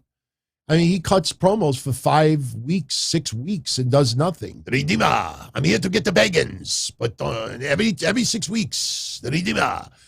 I think Miro is like, look, I'm getting paid, I'm not abusing my body, I'm having a good time, I'm getting paid well. I'll just go along with the flow. Malakai Black, though, you could feel that he feels that his career is being wasted. Malakai Black don't have that many years left, and he wants to make them count. And, you know, not everybody is just content with, you know, me, cut the promo, you know. And it's not Miro's fault, obviously. Miro just goes along with what AEW gives him. But, man, I mean, talk about somebody being totally fucking misused. I mean, Malakai Black is one of them. I still remember when he first came in and was doing this stuff with Cody. You know, but we also admitted there was no way this guy was winning any titles. Did you actually think the House of Black was going to win any tag team gold or trios gold or TNT gold? Or no, it never felt that way. You know, people online hoped, but they were too, I hate to say it this way, they were too much of a pussy to just call out AEW. Now they're calling him out because he's leaving. Now they have to say something. You kept silent for 2 years or a year and a half, whatever it was. You kept silent. Man, I hope they give them the titles. They don't get the titles, and then they keep silent. Oh, well, maybe next month. Oh, you know, the time is not right yet. Oh, you know, right now we got to do this. Hey, you know, we got to do this. So, you know, right now, wouldn't it be epic if they did this and that? And then meanwhile, 2 years go by, and now he leaves, and he's all teary-eyed, and everybody's got, you know, the same feelings as him. Now everybody wants to speak up. Fuck you, Tony Khan. Yeah. Like Tony's going to listen to you. Am I saying anything that's wrong? Honestly, I'm pissing off the people that it applies to. Like I said earlier with that stuff with CM Punk and the media scrums. Take note that no one in the media world dared agree with what I said. They are so fucking petrified. They think they're going to be blocked, banned, banished. Meanwhile, they don't realize that a lot of people in wrestling, they do want to hear criticism. They do want to be told if they feel that they're not doing something the best that they could. They don't want to just hear, oh my God, you're amazing. You're unbelievable. You're the wrestler of the year, the booker of the year. Oh, I'm going to name my first kid after you. Oh, I love you. You're amazing. Boss, dad, head honcho, you know, oh, you're a million times better than Vince McMahon ever was. You're the past, the present, and the future of pro wrestling. Meanwhile, Tony Khan thinks you're weird. Tell you, I think Tony Khan thinks some of these people are weird. Seriously. All right. So Swerve and Our Glory retain. Tony Storm wins the championship. We had a feeling. We were rooting for Jamie Hayter, to be honest with you, but Tony Storm won. I know a lot of people were ragging on Tony Storm. She was very emotional when she came out for a match. Some people thought that was a dead giveaway. She was winning it. Christian over Jungle Boy, Jericho over Danielson. You had Darby Allin, Sting, and Miro over the House of Black, as we just said, and then CM Punk beating Jon Moxley to become champion. NXT Worlds Collide. You know, just a couple of matches, but man, what a freaking great event that was. I mean, Carmelo Hayes, you know, he's balling and he's still North American champion, but him and Ricochet How many times did even some of you out there for the last bunch of months, we want to see Ricochet versus Carmelo? We got it. It did not disappoint. Really, really good fucking match.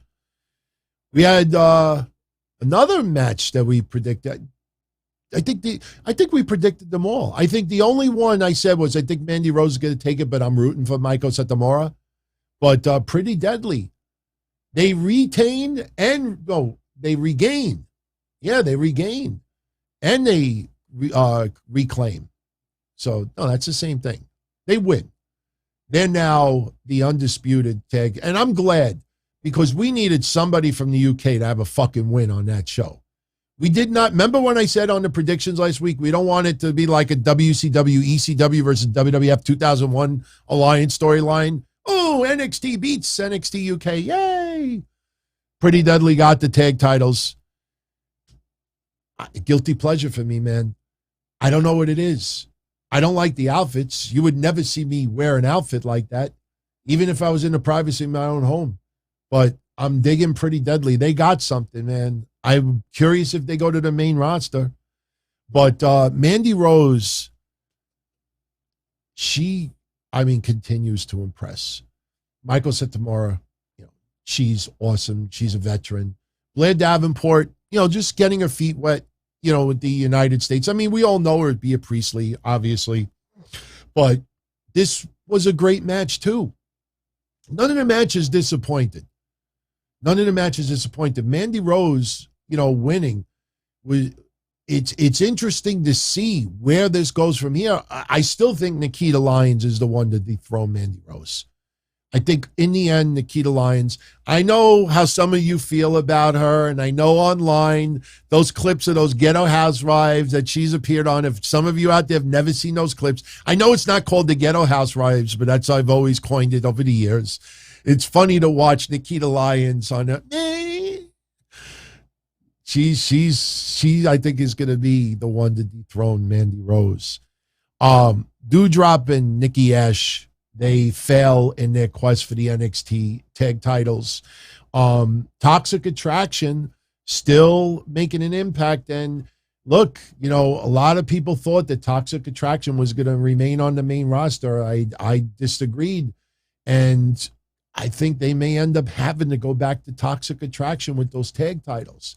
Nothing against Kaden Carter and Katana Chance, the former Casey Canizaro, but just not feeling it with them with their reign. But, to see Katana Chance, win Kaden Carter with a powerbomb on Doudrop, I don't think people should be doing this many power moves on Doudrop. Okay, Raquel Rodriguez, Bianca Belair, you do it once. It almost feels like the Andre the Giant body slam moment with Hulk Hogan. But, when you see everybody doing it, it makes Doudrop look smaller than what she actually is. So, and then obviously Braun Breaker beats Tyler Bate. I really love the intro where they showed Mello earlier with all the jerseys and everybody he beat. Tyler Bate, I don't think there was any chance of him becoming NXT, unified champion, but he put on a great performance. I don't know if he goes to the main roster. A lot of people think that he's main roster bound. I personally think, he has a lot of value in NXT still, and he's just touching the surface. You think of Mello, you think of Grayson Waller, you think of some others that are there. There's plenty of people that he could go at it. Apollo Crews. I wouldn't mind seeing that. And there's others as well. I don't know if Tyler Bate goes to the main roster. I know this is Triple H's creative now. I wouldn't think every, pick is going to be main roster bound. So I don't think that's going to happen. But Braun Breaker does win, and he now is the unified champion. So good for him. And, yeah, let's wrap up. I'm sorry for being a little bit out of place. I think I have good excuse. This weekend it's not just a weekend, but this has been an emotional ride for yours truly. Doing this is a very big step for yours truly. And let me tell you something. I don't like to bring a lot of personal stuff on the shows unless we have to have a real serious discussion about something. But let me tell you something. She's a wrestling fan. And she smiles when she sees me having a good time here hanging out with all of you. And, you know, I have had very long conversations with her about me doing these shows. And, you know, she, as long as it doesn't interfere with our lives, she's fine. She thinks this is my, you know, this is my escape also from a lot of bullshit in the world. So, you know, she's a really good person. And, you know, I'm still kind of like in cloud nine from that. And, you know, this weekend we go on a honeymoon. So I know it's a little scattered tonight, but I want to finish up with just Jade Cargill. I didn't want it to be finishing it up, but I want to bring it up because let me tell you something. I fucking love this look. Not even the Hulk look, but I don't know what it was with the white hair, the blonde hair. And I don't care about, you know, if she's black, white, Asian, Japanese, Italian. It's not about that. But just this look, I'm assuming this is her natural color, but I love this look on her. And you know what's weird about it? I don't know if any of you felt this yesterday. She looked shorter. Is it just me for like saying that? But when she had the white hair, and it's not the boots that she has on, but for some reason she looks shorter with the black hair. I don't know why that is, but I thought, you know, visibly she looked tremendous yesterday. I love the She-Hulk outfit. She is developed. She is impressed. You know, my concern is, where do you go from here with Jade Cargill? You look at that women's roster from top to bottom. What are you going to do? Put her up against Britt Baker? Jamie Hayter? I mean, are we going to bring another female into the company and then everybody else sits on the sidelines? You know, it still kind of like baffled me that Ruby Soho was not in this match either. You know, I don't know where you go right now with this. Toni Storm has a whole crop of opponents that she could face. I don't know where you go at this point with Jade Cargill. I'm very curious. Cress says Tegan Nox. What's that going to do? I mean, anybody think Tegan Nox is going to... You look at Roman Reigns. Who's going to dethrone Roman Reigns? You feel WrestleMania, Cody Rhodes? That's what a lot of people think. With Jade Cargill, there is no Cody Rhodes sitting on the sidelines. There is, like, who? I'll be honest with you. I'll leave you with this. I don't think AEW even has an idea who ultimately is going to dethrone Jade Cargill. You know what it feels like? We don't have to worry about that right now. We don't have to worry about that right now. You know, we could cover it up and, you know, do Rampage matches. And when we need to, we could now throw Toni Storm out there. And, you know, we'll see when Thunder Rosa returns. You know, just it seems like it's something that they haven't thought through. I just hope Jade Cargill doesn't get injured. What happens if Jade Cargill gets injured? Is that going to be the way that she gets dethroned of this championship? And then we have another fucking interim champion? I suddenly hate interim champions. I hate it. I know they do it in other sports. I hate it in wrestling. I think I soured on it when they did the Sammy match with Dustin. When they did that, still to this day, it made no sense whatsoever. Cody was gone for you know why they did it? Because that was the same time that they were hyping up Roman Reigns versus Brock Lesnar to unify the champions. You know, let's not be a little naive here. When Tony Khan thinks like WWE copies him and shit like that, go back to that time. Everything was about the unified title with Roman and Brock. And then Cody with the COVID scare, let's put an interim champion, and in 2 weeks, we'll unify the champions. Hey, see, we unified it before WWE did. That's what it felt like for me, to be honest with you. All right, before we go, just a couple of quick shout-outs and thank yous to some people who sent some supers over. Chris Cutrer, Tony Khan acting like he owns Labor Day weekend and comparing himself to Jim Crockett was embarrassing. He acts like he's this nice guy who's been nothing but nice to WWE. The man has lost it. my advice, my sincere advice to Tony Khan, seriously, look, there's some people in AEW that tune into the shows. I swear I'll never do another show again. People do talk to me behind the scenes. The difference is I don't ask for crumbs and dirt to put on the shows. I don't want to be part of that. But I will say this. If Tony Khan ever saw what I'm about to say, this is my honest advice for Tony Khan. What he should do is he should Google himself, not vanity search, if that's what you want to call it, whatever. Google yourself, or have somebody in your office Google all of his quotes for the last year about WWE. Put it in chronological order. And I know this really angers a lot of people, and I'm sorry for saying it. Actually, I'll say it in a different way. If you read what Tony Khan has said specifically towards WWE in chronological order over the last year, you would think that Tony Khan has a personality disorder. I'm not going to use the B word. You think he has a personality disorder. Believe me, I have thought about doing a segment on a future episode soon where I just go down the line and show you in order things he said. It's almost like, I'm not kidding when I say this. I know this is going to sound fucked up and I'm sorry. You look at it and sometimes you say to yourself, I don't think he took his meds today. Or maybe he just didn't smoke today.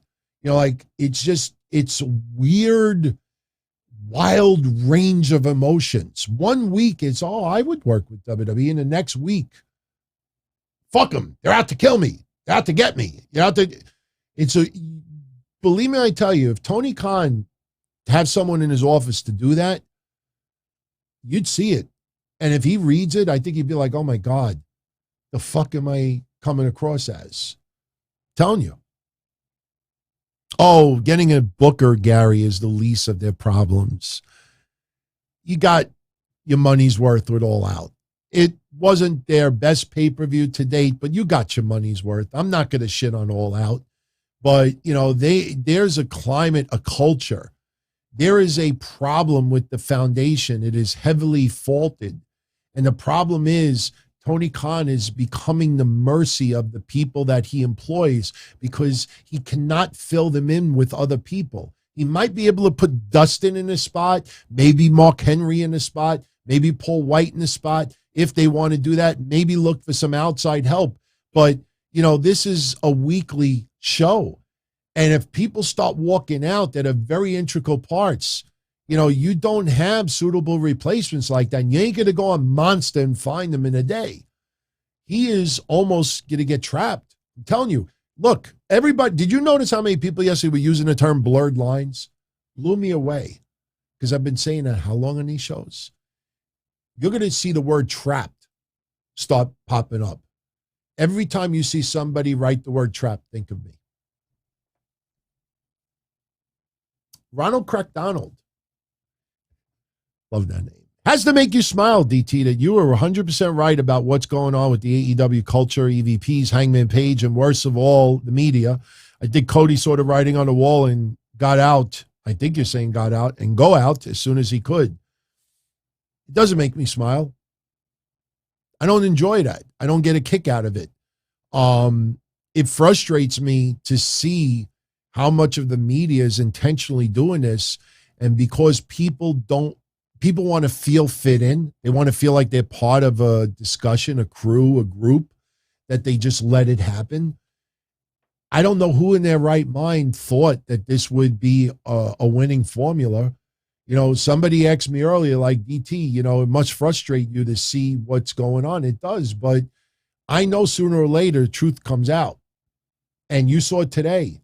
I mean, people are trying to spin this and make it seem like CM Punk is just unstable and went into business for himself. No, this shit's been building for a while and it exploded yesterday.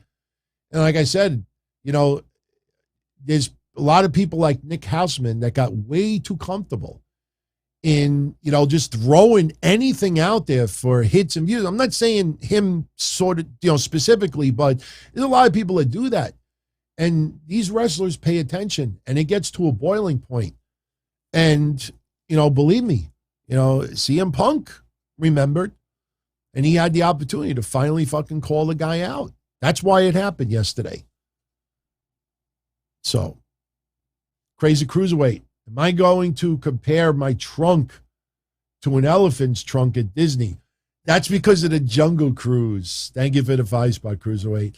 I'm not kidding, guys. If you remember me making the spoof of Joey Ryan and the Jungle Cruise, remember? Oh, look at that. Yeah. Oh, yeah, look at that trunk. I'm seriously thinking about going on the Jungle Cruise.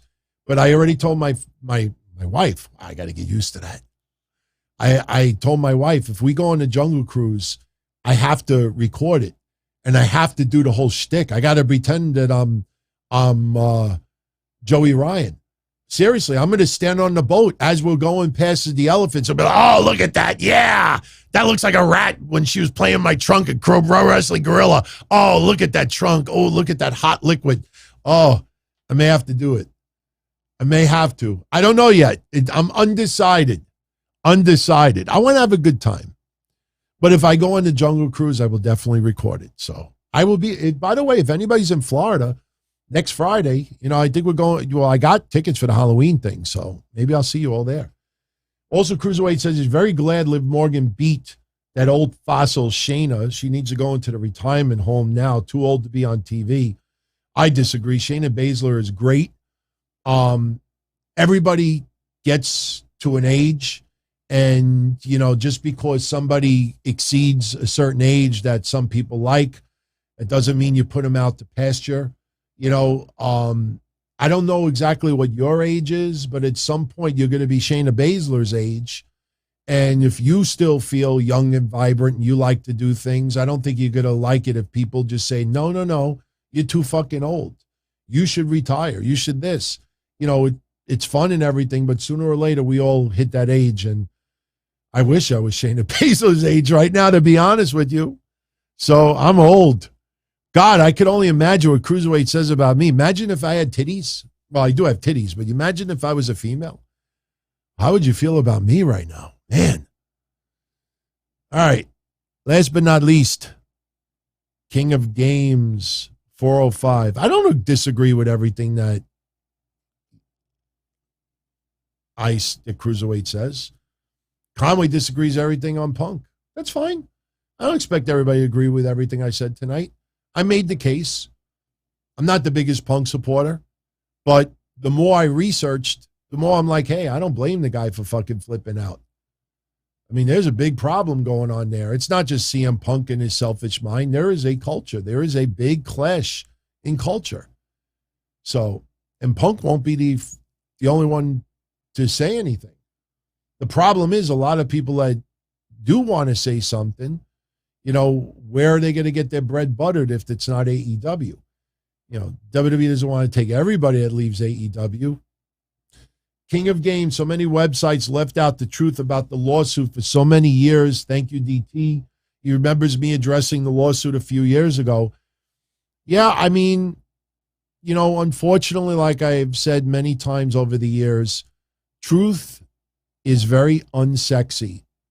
And a lot of people want the sexiness, even if it's not real, even if it's not completely true.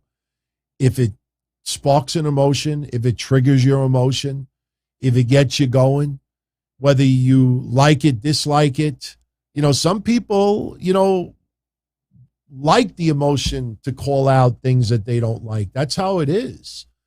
And unfortunately, it's not a sexy topic when you tell the truth. But sooner or later, the truth comes out. So the problem is a lot of these people that are guilty of what's been going on with AEW, they're now going to spin it any way they want to try to twist the narrative. And some people will read between the lines and say like, yeah, that motherfucker sparked a lot of this shit. And that's why, like I say, I hate when these websites use companies or website name, like Ringside News Reports. No, put the fucking reporter. Put Joe Schmuck from Ringside News. You know, as much as I don't like Steve Carrier, at least he puts his name on things.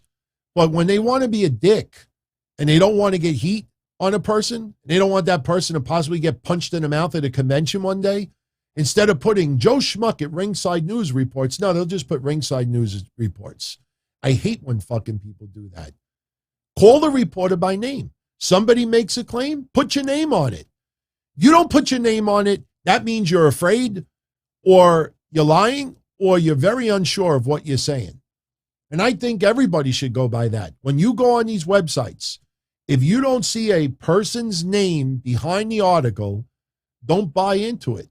But unfortunately, what I'm saying now is going to go on deaf ears. You know that. And Nero Face says, I'm the man. Thank you. No, Chris, Nero lives in Israel. He's got Israel money. I forget what it's called. All I know is it's money. It's money, money, money, money, money, money. People know where that movie's from. All right, guys. 2 hours, 7 minutes. I like Dave Meltzer, Sebastian. I'm a fan of Dave Meltzer. I still subscribe to his newsletter.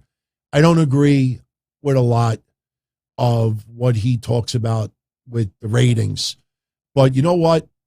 You know why I don't? I'm going to make this clear. You know why I do not include Dave Meltzer in a lot of this? Because Dave Meltzer tells everyone that he's a huge supporter of AEW. See, there's a difference. If someone just flat out says, look, I support everything AEW does, and, you know, I root for them and I this and that, okay, that's fine. Even if they admit a bias, what some people do is they try to make it as news. Because they want to make Colt Cabana, they look, there's no denying. There's a lot of people in the AEW world, in the family, that are very upset that Colt Cabana is being used as little as he is right now. The problem is, what do you do about it? So the only thing to do about it is to put little crumbs out there. Did you notice how Colt Cabana never tried to shoot any of this shit down? You notice how Colt Cabana never goes publicly and says, look, guys, you know, look, CM Punk and I, you know, we were friends 10 years ago. You know, there's no more relationship. You know, there's no issues with us. Please stop bringing us. You ever see that? When you see people online going after others and being really vicious about it, do you ever see anybody in AEW say, listen, I appreciate the support, but, you know, knock that off? You don't see anybody ever trying to stop it. So you see somebody like CM Punk standing up. Imagine how that guy he don't need fucking wrestling. Imagine how you get the love of wrestling back. You go to AEW and you realize at least with WWE and Vince McMahon, at least, you know, he got some fame, notoriety, and money out of it. Here, he's dealing with people that, as he said, couldn't even run a fucking Target. So, you know, it's fucked up. All right. I'm going to get out of here. So you have any questions you want me to answer that we didn't discuss on the show tonight, post it in the comment section. I will definitely be hanging out. When I'm on the plane, if I don't pass out from Valium, my doctor prescribed me 4 Valiums. She's like, take it a half an hour before you get on the plane because I don't like to fly. I have not flown since, I flew once a year and a half ago for my parents because my dad was, major heart issues and he had a big real estate deal that had to go down in Florida, so I had to go. Outside of that, I haven't been to Florida since 1996, so I don't like flying. Ever since 9/11, I don't like flying. I could have done indie wrestling shows in Florida that I passed up because I didn't want to fly. So, why don't I like planes? Because I have a repetitive dream that the plane I am in will go down. And unfortunately, I don't think it's going to end like in a bad porno film that if I know the plane's about to crash, I'm going to get a blowjob. And at least I'll die with a smile on my face. No, I don't want to be in that situation. So, all right. Enough of the morbidity. Post any questions or comments if you enjoyed. You enjoyed tonight's show. You got to pounce the like button. See, I almost forgot. We do a different wrestling move every show. Pounce the like button. Pounce it. God damn it. And if you know anyone else out there that would like the channel, let them know about it. I try my best. I know sometimes, it may not be so good, but sometimes I think it is. Hopefully you learned a little bit tonight about the CM Punk stuff. He's got his issues. He's a punk. I mean, no question. But in this case, though, there's been a lot of shit building up that no one's going to educate you about. And honestly, there's more. There's a lot more. It's just, I didn't feel like doing a 3-hour show tonight. As far back as I can remember, I always wanted to be a podcaster.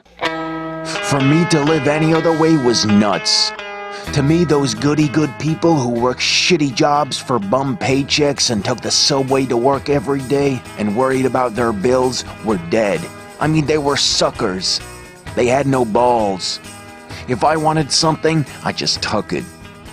I ran everything. I paid the bills. I paid the host. I even paid the masked maniac. Everybody had their hands out. Everything was for the taking. We always called each other good fellas. You would always hear from somebody. You're gonna like Don Tony. He's all right. He's a good fella. He's one of us.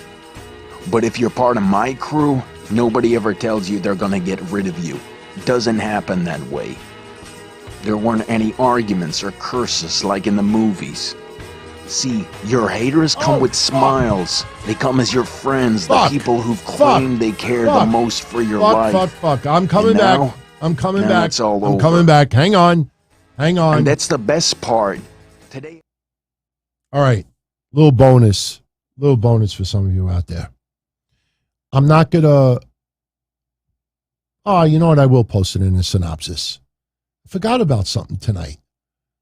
A little rumor killer for Bray Wyatt. Little rumor killer. How many of you saw this? Bray Wyatt, Wyndham, updated his bio, and he wrote Giant Killer.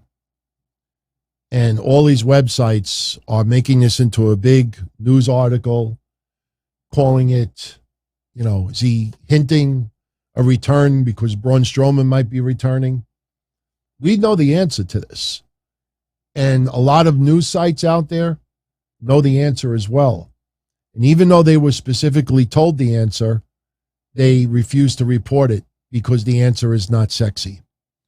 If you see Wyndham's social media bio and it says Giant Killer, the reason why he has that is because his football team that he attended when he was a kid, the Troy Trojans, put out a trailer promo called Giant Killer. And Wyatt was showing love for his former football team, the Troy Trojans. So that is where the Giant Killer came from. It's not a wrestling thing. It's not a teaser to something with Braun Strowman. Although, hey, you never know. Maybe that does happen down the line. But that is the rumor killer. Now, yes, it is anticlimactic, Benjamin, because it's not sexy, but I'm killing the rumor. And a lot of people know this already, and they refuse to post it because they want you to click on their page or check out their show. Just like, you see all those jerk-offs this weekend? The real reason why Drew McIntyre lost at Clash at the Castle? I didn't even click on them. I just looked at the comment section. I'm like, you scumbag. There is no real reason because WWE wants to keep it on Roman. That's the reason. There's no other. There was nothing. People, look at all the titles. The real reason why Drew lost. There is no it's not a news story. So there's a little rumor killer for you. Be well, everybody. Be well. Be well. Everything is different. There's lots of action. I don't have to wait around for everything like everyone else. Oh, I didn't get the vaccine? Fuck you, vaccine me. Oh, your delivery guy has COVID? Fuck you, feed me. Right after I moved here, I ordered egg noodles and ketchup, and I got spaghetti with meat sauce. I'm no longer an average nobody, while they get to live the rest of their lives like a bunch of schnooks. Fuck. Shit. Fuck. No, I didn't forget anything. Just messing with you. Night.